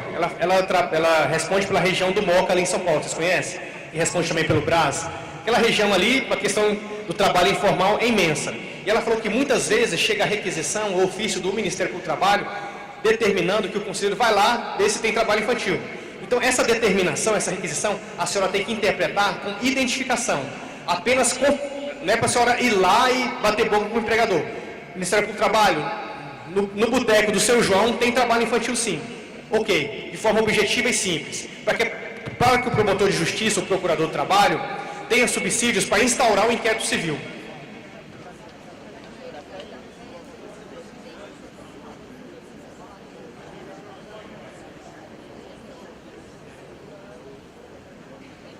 Bom dia. Eu estou com uma dúvida aqui. Porque quando você fala na questão de o conselho identificar a questão do trabalho infantil, por exemplo, se você está nos aeroportos, né, nos terminais de ônibus, você vê menino vendendo bala, você vê menino engraxando, já todo mundo sabe que ali existe trabalho infantil. Aí vem uma denúncia para o conselho. Aí o conselho já sabe que aquilo ali é um trabalho infantil, acho que todo mundo sabe que é um trabalho infantil. Só que eu fico me perguntando, porque os serviços de abordagem especial, proteção social especial, tem um serviço de abordagem social, que ele vai buscar no território a questão de busca ativa, que identifique nos territórios a questão do trabalho infantil. Então, se já tem esse serviço, que aí a gente entra naquela questão de que o serviço ofertado espontaneamente. Então já tem que ter. Se você sabe que no aeroporto ou na rua, menino vendendo bala, tem que ter. Se eu recebo uma denúncia de que em determinada feira livre as crianças estão ou fazendo carreto ou alguma coisa, eu já entendi que aquilo ali é um trabalho infantil. Eu não vou precisar mandar o papel do conselho, no meu entender, seria mandar para os serviços de abordagem que eles o façam, porque quem tem que fazer essa abordagem? Quem vai identificar o trabalho, que questão de trabalho infantil é o serviço de proteção. Deve existir esse serviço de proteção. Esse serviço deve existir no município. O município deve prover. Agora, o que acontece muito em São Paulo, e eu vou dizer para o senhor que nós temos um problema seríssimo no aeroporto de Congonhas, e hoje é a questão de meninos engraxate, que deu todo um rebuliço. Nós tivemos crianças que faziam engraxate ali, que trabalhava como engraxate, que estava institucionalizada, ela institucionada fazia o trabalho infantil e foi assassinada. Foi o caso do Ítalo, aquela criança que levou um tiro na cabeça. Nós também temos pouco tempo agora, um menino que ficava na questão de trabalho infantil, o João Vitor, que morreu esses dias na frente do Habib's. Então, assim, ali é porque não existe, de fato, os serviços de abordagem que devem existir para fazer a identificação daquele serviço. Não é conselho que vai sair identificando o serviço. Aí precisa entender qual que é o papel desse. O papel do conselho é entender quem está sendo omício. O município precisa prover o serviço de abordagem nas questões de trabalho infantil. Pessoal, eu vou tocando aqui, porque senão não termino. Mas assim, eu consigo visualizar tudo que eu falei aqui, em vídeos, situação higienista, isso não é atribuição minha. Assim, eu não vou adentrar nesse mérito, porque eu não tenho tempo. É para 4, 5 dias de fala minha aqui.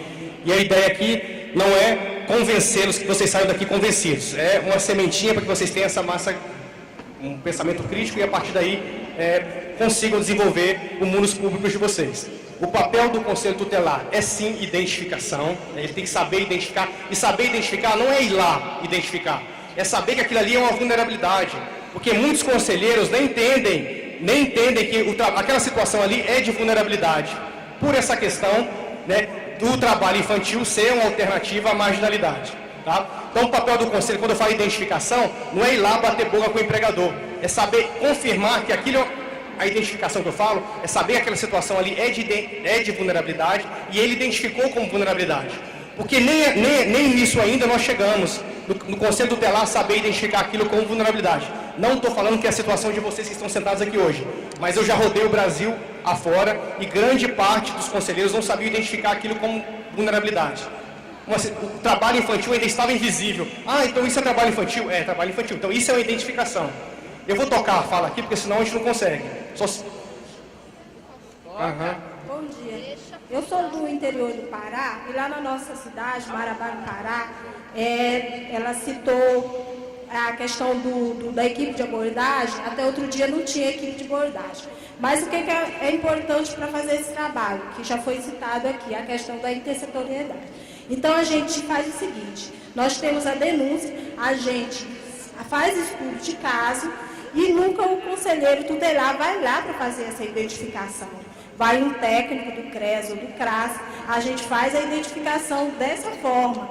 Agora que nós estamos implementando a equipe de abordagem. Então, assim, é um processo mesmo, mas essa identificação ela é feita. Aí, se o conselho tutelar identificar, ele identifica dessa forma que você informou e nos informa, né, do caso, e nós fazemos estudo de caso e vamos lá atuar. Aí a gente distribui a demanda para o serviço, né? Aí o conselho tutelar faz essa parte, né, de acionar o MTT para ir lá fazer essa questão aí da abordagem de responsabilização, e aí nós, enquanto creche, fazemos o atendimento da família por CRAS. Aí só queria fazer só uma observação naquela parte que você falou do Bolsa Família, que você diz assim, que quando a gente identifica e aquela família já tem Bolsa Família, lá tem o Bolsa, ela pode ser advertida, porque é uma das condicionalidades e tal.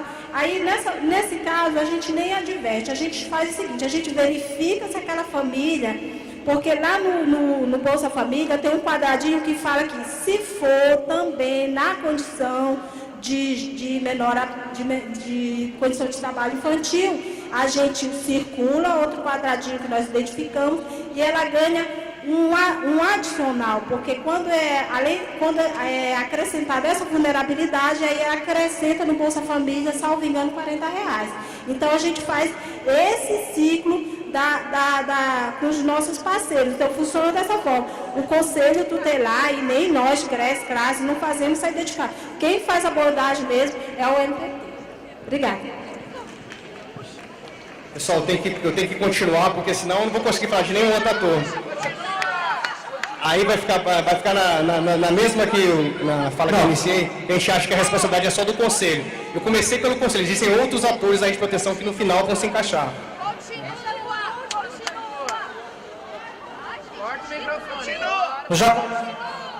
Mas eu acho que é importante ficar claro de quem é essa atribuição.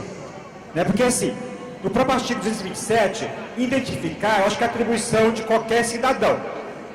Né? Identificar. Agora, quem faz essa apuração? O que está acontecendo? Porque quando o MP solicita o Conselho Tutelar fazer a identificação, eu acho que aí ele está dando uma atribuição para o Conselho Tutelar que não é dele. Sabe, assim, qualquer instituição que já envia para o Conselho Tutelar fazer esse serviço, ele está dando atribuição para o conselheiro que não é dele. Eu acho que precisa ter em cada município, de fato, quem faz esse serviço. Eu acho que a rede local precisa ter claro. Vou continuar, porque senão a gente não vai avançar, pessoal, tá?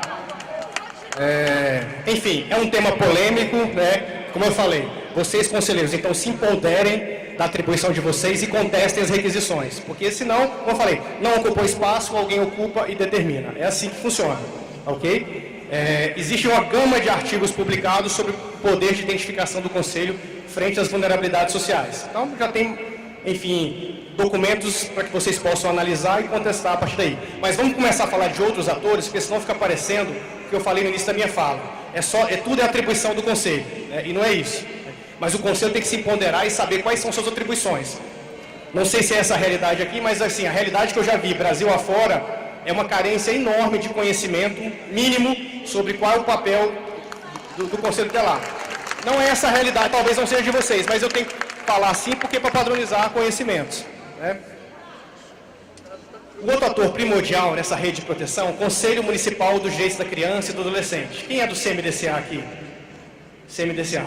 Então, o CMDCA, para que a gente possa, enfim, padronizar conhecimentos, é um órgão paritário, um órgão colegiado paritário, onde há representantes da sociedade civil e representantes do governo, que se reúnem com uma certa rotina, para que possa, a partir dessas reuniões, vislumbrar, criar, elaborar, né, resoluções ou fiscalizar de forma social as políticas públicas existentes na área da infância e da adolescência. Então, esse CMDCA, pessoal, realmente tem que ser efetivo e tem que existir. Grande parte dos CMDCAs, também não quero generalizar aqui, mas os contatos que eu já tive, estão criados apenas no papel.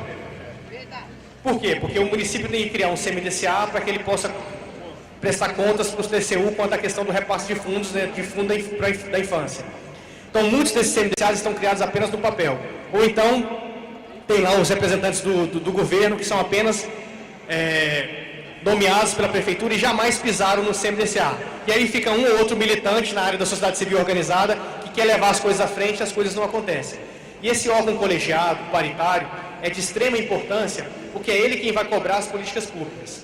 Não adianta também existir um CMDCA se ele não dialoga com o Conselho Tutelar. Eu não falei que o Conselho Tutelar aqui ele é o órgão primordial, primário, que fica na base.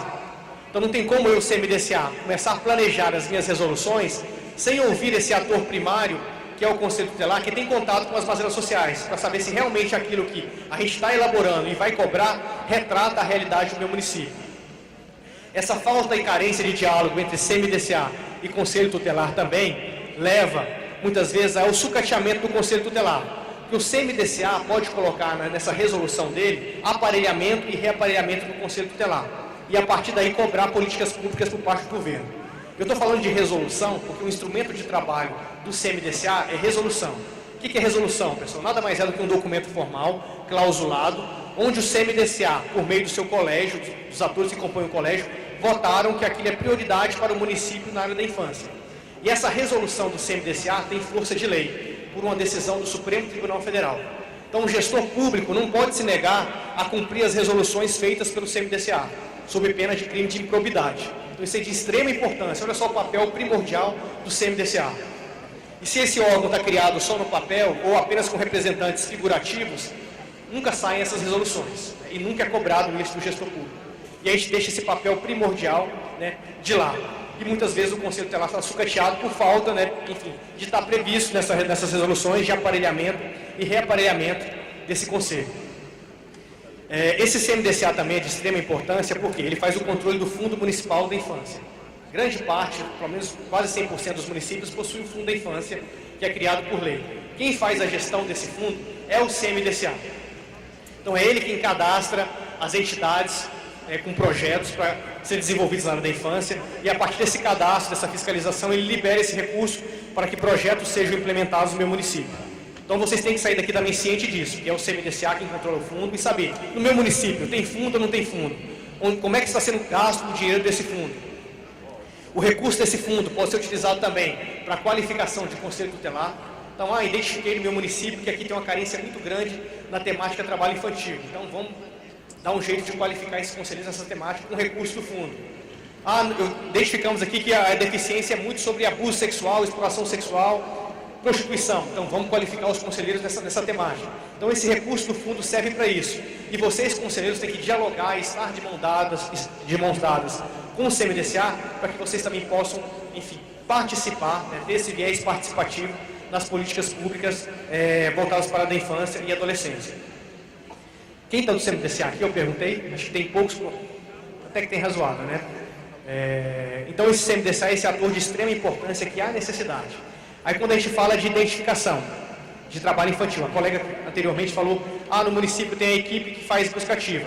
Então o CMDCA pode identificar isso em resolução. Olha, no meu município, a grande deficiência que tem no meu município são equipes volantes de busca ativa para identificação de trabalho infantil. Isso, fazendo um recorte de trabalho infantil. Isso pode constar em resolução e pode entrar em negociação com o prefeito. Claro que muitas vezes o orçamento está engessado, não consegue se implementar naquele orçamento. Mas, no meio dessa negociação, consegue se levar aquilo para o orçamento seguinte. Tá? Da mesma forma, a estruturação de conselhos tutelares. Seguindo para o próximo ator da rede de proteção. Acaba que a gente tem que falar tanta coisa e parece que todo curso é assim. No final, quando começa a ficar bom, tem que correr. Mas vamos lá. O próximo ator da rede de proteção são os atores que compõem a rede socioassistencial. Regra geral, CRAS e CREAS. Quem é do CRAS e quem é do CREAS aqui? Ótimo. Bastante colegas do CRAS e do CREAS. Então, o CRAS, Centro de Referência em Assistência Social, toma conta, eu vou falar aqui bem de forma en passant, com profundidade, né, menor, para que os conselheiros e os conselheiros do CMDCA possam compreender o que é esse Centro de Referência em Assistência Social. Esse CRAS, Centro de Referência em Assistência Social, ele cuida da atenção básica. Então, é um órgão que atua de forma preventiva. Então, antes da lesão ocorrer, tem lá um ator da assistência social para trabalhar com aquelas famílias para que a lesão não ocorra. É por isso que grande parte das vezes o CRAS está situado na periferia dos municípios, né, nas partes mais pobres. Então está lá o CRAS para que a população tenha um acesso mais fácil e melhor aos serviços socioassistenciais. É no CRAS que funciona o cadastro único, pessoal. O que é esse cadastro único? É um cadastro nacional que cadastra todos os tipos de vulnerabilidades das famílias, né, na área territorial daquele CRAS. Então vou lá no CRAS, enfim, moro em tal bairro e procuro o CRAS do meu bairro, né? E chego lá no CRAS do meu bairro e vou nesse cadastro único. E lá eu faço uma autodeclaração. Olha, minha vulnerabilidade é econômica, meu marido está desempregado, estou desempregada. E ela conta essa historinha para esse cadastro único, o cadastro único consegue cadastrá-la, né? E a partir da sua autodeclaração, esse cadastro único vai ofertar uma série de alternativas e de serviços socioassistenciais para aquela família, para aquela pessoa, frente às suas vulnerabilidades autodeclaradas. E regra geral era para acontecer assim: a pessoa da família vai lá, autodeclara, a vulnerabilidade aqui é econômica. Opa, então, identificada a vulnerabilidade econômica, encaminha-se a família para o Bolsa Família. A família começa a receber o Bolsa Família cumprindo as condicionalidades. Normalmente era para se fazer assim, então ela cumpria esse ciclo, um assistente social do CRAS iria até a família fazer, enfim, a comprovação daquela autodeclaração para ver se realmente o que ela falou é verdade. E a partir daí, enfim, começava o acompanhamento socioassistencial, vamos dizer assim, daquela família. Só que por conta da carência de servidores que afeta não só grandes municípios, mas municípios pequenos, muitas vezes a pessoa só vai lá, autodeclara, recebe o benefício e não há essa fiscalização para com essa pessoa. A fiscalização vai acontecer só se alguma vez acontecer dela não cumprir alguma condicionalidade. O CRAS fica ciente do descumprimento de alguma condicionalidade. Aí ele vai lá e fiscaliza. Então vocês imaginam a quantidade de pessoas que recebem benefícios, né, que poderiam já ter largado o benefício, né, ou não estar recebendo benefício por falta de fiscalização e por falta de carência de servidores do CRAS. Não estou falando que isso é culpa do CRAS, não. Isso é culpa do gestor público, enfim, culpa, vamos colocar assim, generalizada, por carência de servidores. Eu falo aqui no Ministério do Desenvolvimento Social e Combate à Fome, MDS, lá em Brasília. Sabe quantos servidores existem no MDS para fiscalizar 5.200 municípios? Esses serviços socioassistenciais, dentre eles o Bolsa Família? 2 servidores só. Imagina, 2 servidores. Se o município não consegue, muitas vezes, fiscalizar o seu cadastro único, imagina um MDS fiscalizar 5.200 com 2 servidores. É coisa para inglês ver. Né?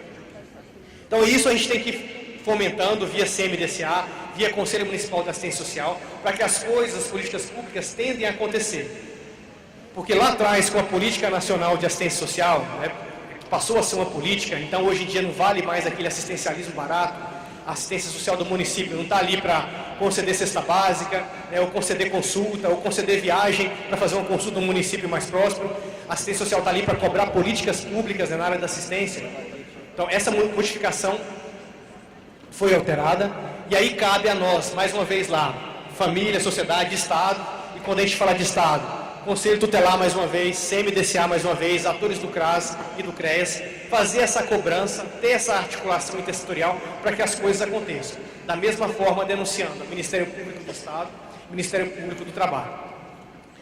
Voltando para a rede socioassistencial. Então, como eu falei aqui anteriormente, identificado o trabalho infantil, ele tem que ser encaminhado, porque não adianta a gente só identificar e o Ministério Público do Trabalho responsabilizar e a vítima. Como é que fica a criança que foi identificada, a família? Recebeu alguma oferta, alguma alternativa? Se não recebeu, vocês podem ter certeza absoluta que ela vai ser revitimizada. Trabalhava hoje no bar do seu Zezinho e amanhã está no armazém da Dona Maria. Mais ou menos assim que funciona. Então, esse serviço socioassistencial via CRAS, via CREAS, tem que ser ofertado para essa criança, para esse adolescente, para essa família, para que ela não seja revitimizada novamente. E aquela pessoa, a empresa que contratou, sendo responsabilizada concorrentemente. Então, quando a gente fala de articulação intersetorial, de trabalho em rede, é nesse sentido.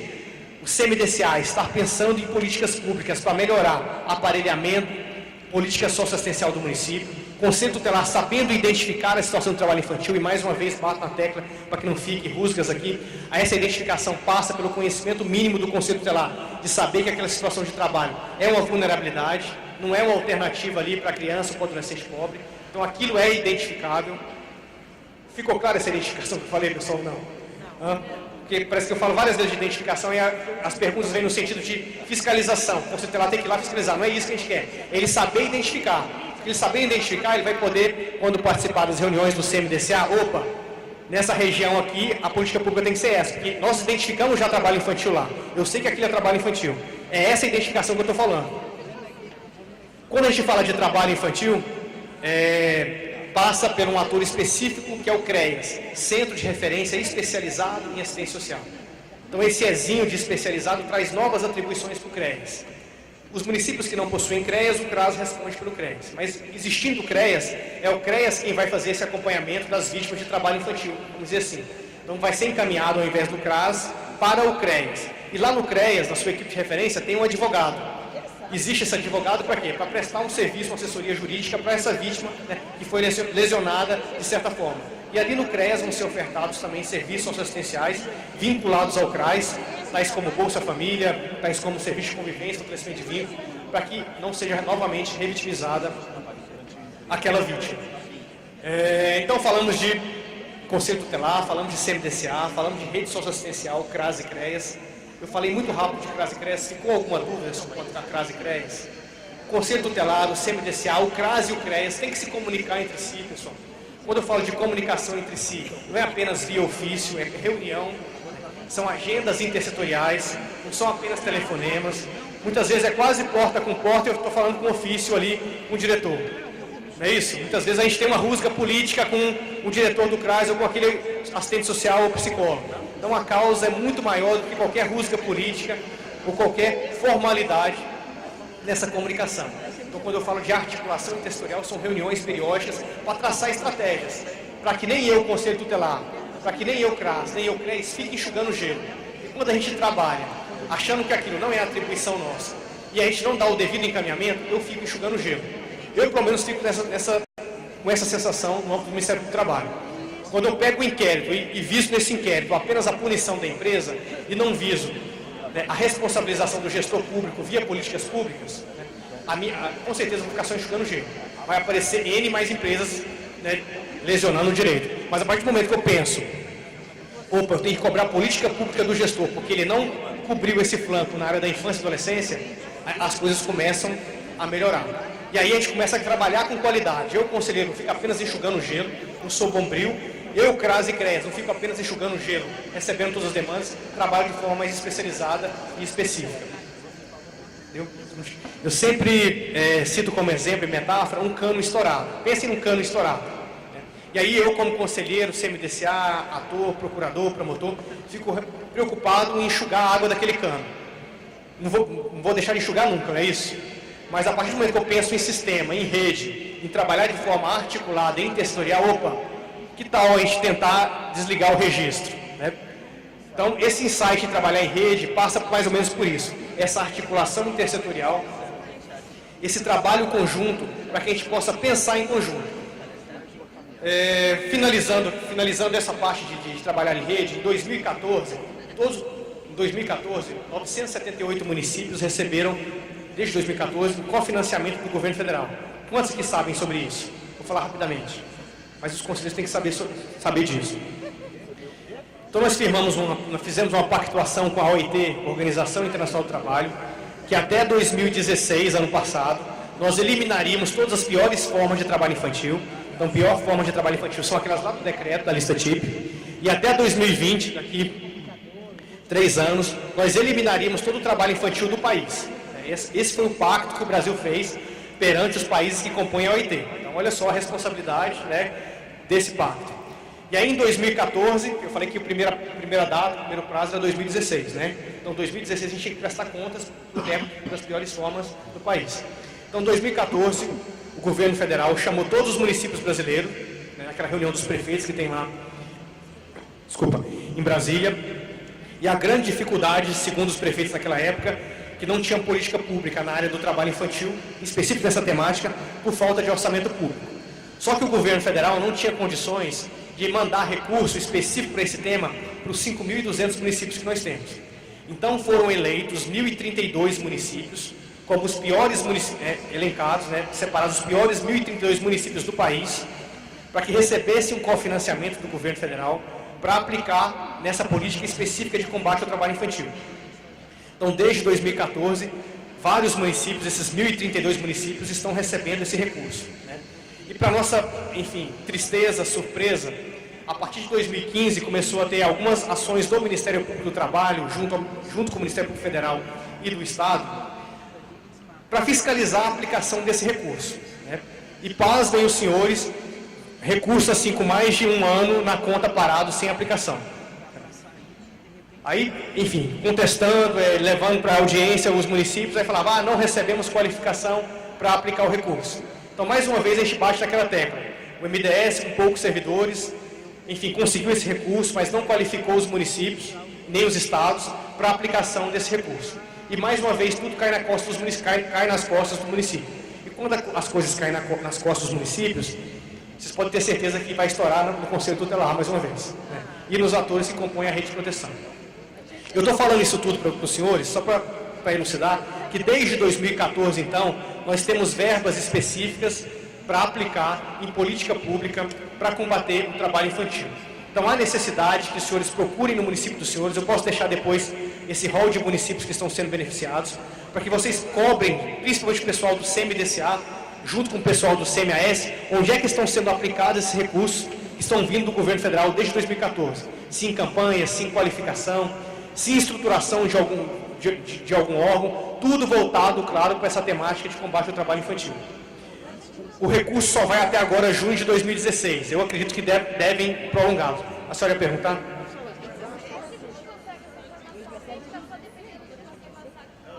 Ah, tá, ótimo.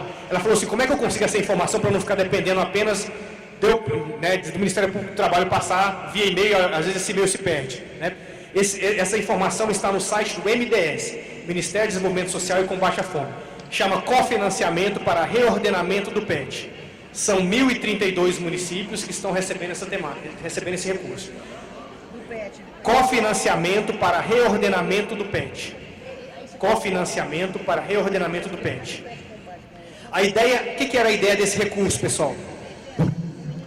Além dos prefeitos terem falado que a grande problemática do trabalho infantil era a carência de recurso, a grande problemática também era a identificação.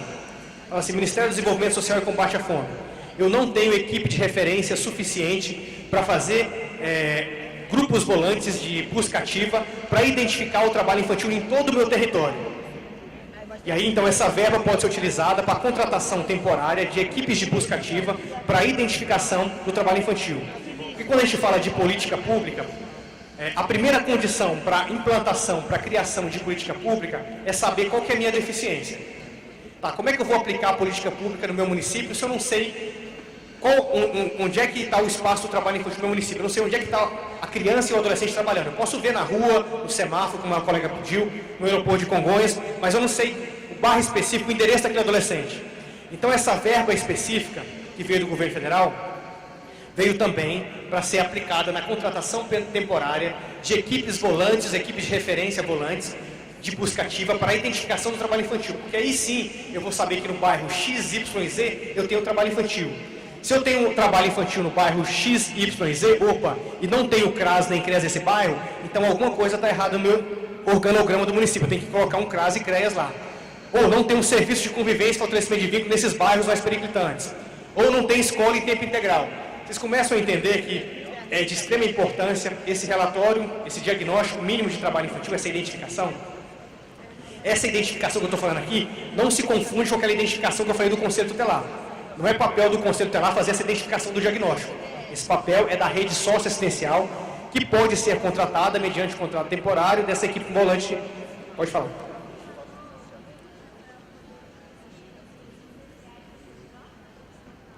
Não entra. Não entra.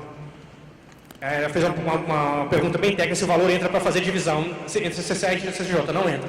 Outra coisa, só um minutinho. Perdendo meu raciocínio. Voltando para o cofinanciamento, então.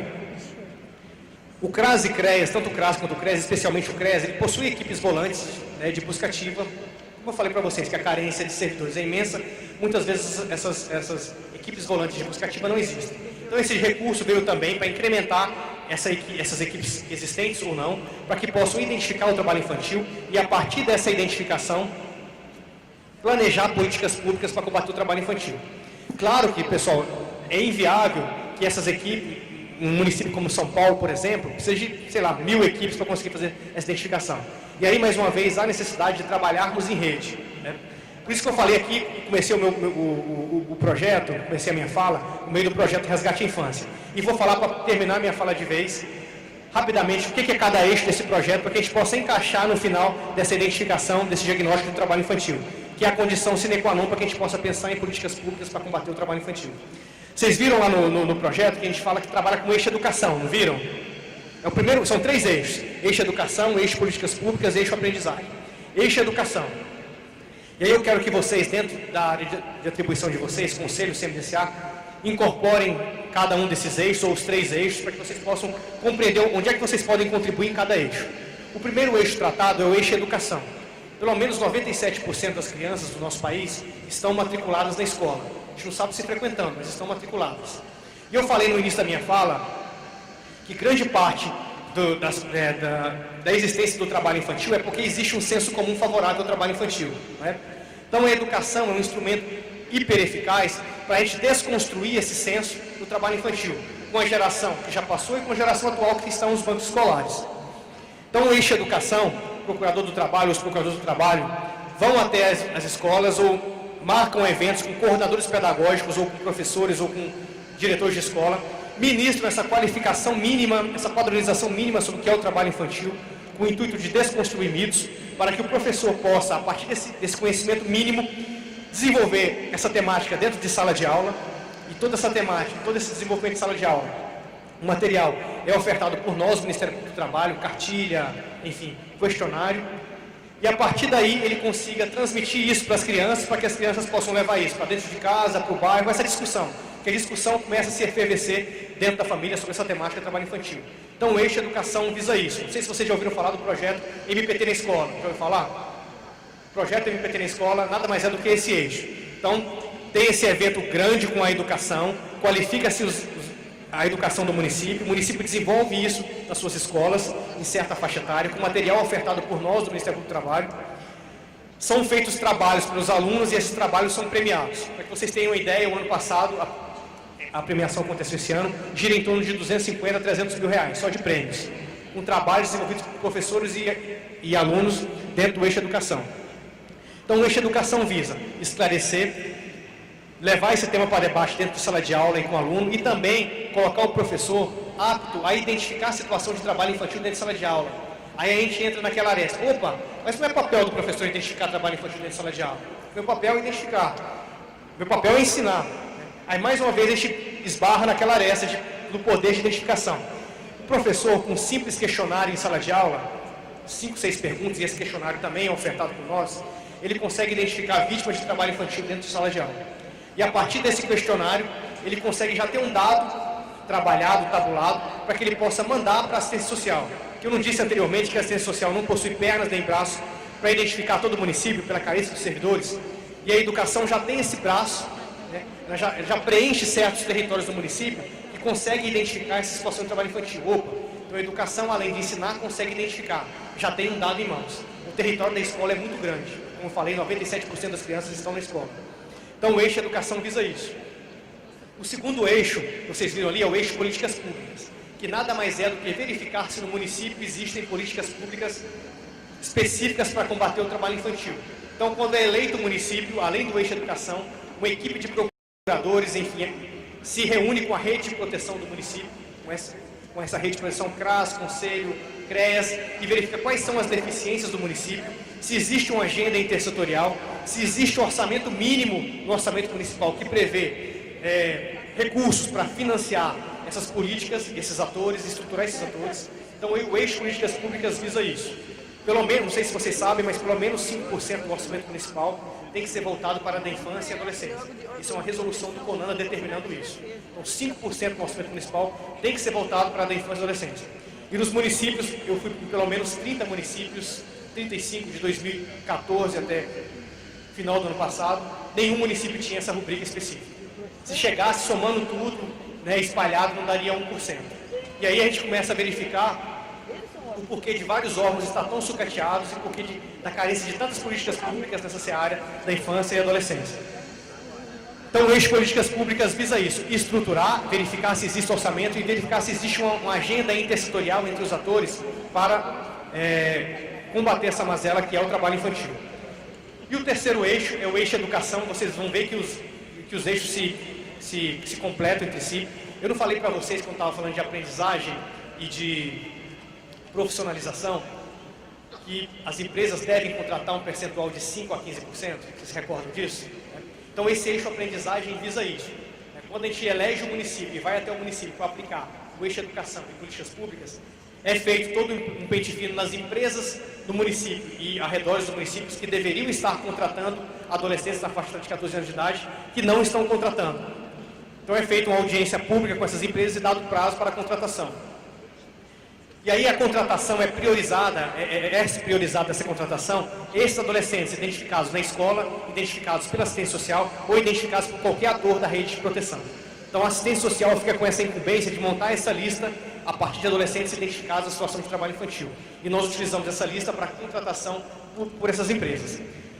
Eu falei isso para vincular a minha última fala do cofinanciamento, por quê? Porque esse projeto Resgate Infância vai ser implantado em todos os 1.032 municípios que estão recebendo cofinanciamento.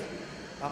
Porque aí o município não tem a justificativa de eu não tenho política pública porque não tem recurso. Ele tem esse recurso. Então esses 1.032 municípios vão receber esse projeto Resgate Infância. E aí qual que é o papel de vocês, atores da rede de proteção, dentro desse projeto? Vocês visualizam que a gente consegue andar, caminhar, por todo o projeto, né? No eixo educação, eu poderia, no momento da qualificação, também convidar toda a rede de proteção para que a rede também se apresentasse para a educação. A gente sabe que existe muitas vezes muita dificuldade de fazer essa articulação com a educação. Não sei se vocês sentem isso, mas é uma reclamação que eu sinto bastante, da dificuldade de fazer articulação, agendas intersetoriais com a educação, pela quantidade, enfim, de escolas que existem. Então é um momento de, nessa qualificação, fazer a apresentação da rede, e também é mais um momento de se reunir, debater o tema, levar a expertise e a experiência dos conselheiros do representante do CRAS, do CRES. No eixo políticas públicas, vocês estão totalmente envolvidos, porque no decorrer da implantação da política pública, o procurador, o promotor, ele vai na sede de cada conselho tutelar, juntamente com a equipe que foi para a operação, e colhe todos os dados em audiência, a estruturação, desde a estruturação, a qualificação, a articulação de vocês com a prefeitura, com a assistência social e com outros órgãos da rede de proteção. Então, no eixo políticas públicas, vocês estão totalmente envolvidos, também por conta da questão orçamentária, se vão receber ou não orçamento, dentro daquele 5% que eu falei que todo município tem que ter. E no eixo aprendizagem, é importante que vocês saibam quais são as empresas que não estão contratando, enfim, qual a alternativa que existe para aquele adolescente que vocês identificaram, para que vocês possam também ofertar essa alternativa, né, para esse adolescente no momento da identificação, via assistência social. Falei rápido, né, pessoal? Deixa eu ver se eu esqueci de alguma coisa.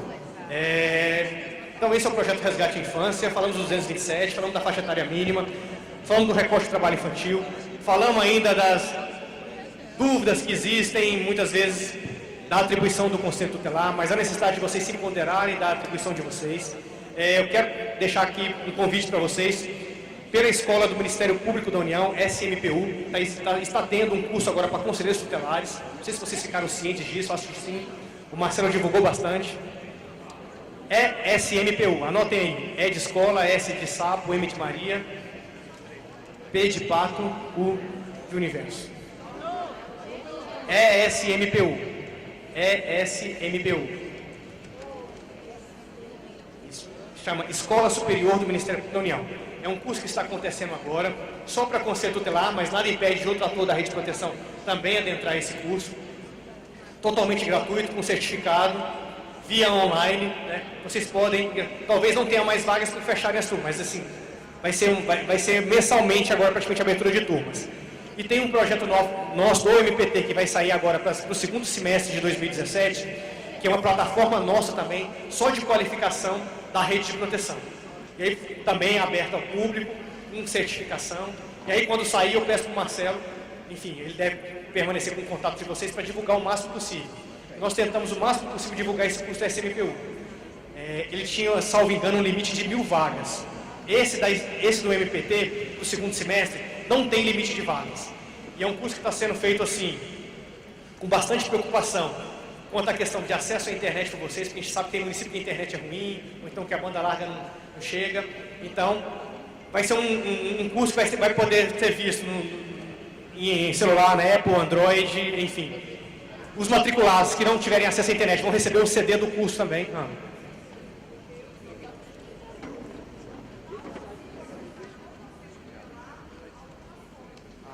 Ótimo, é bom ter esse feedback, tá? Frente a essas deficiências também, no segundo semestre, que é um curso já nosso, dentro da nossa base do Ministério do Trabalho, quem for matriculado vai receber um CD. A empresa foi contratada também para emitir CD, tá? Com os conteúdos do curso, ok? Deu, né? O que mais, pessoal, que falta? Eu quero agradecer. Vai ter um tempo para debate, é isso? Não, então não tem a agradecer nada. Vamos para o debate, então, e aí eu continuo falando.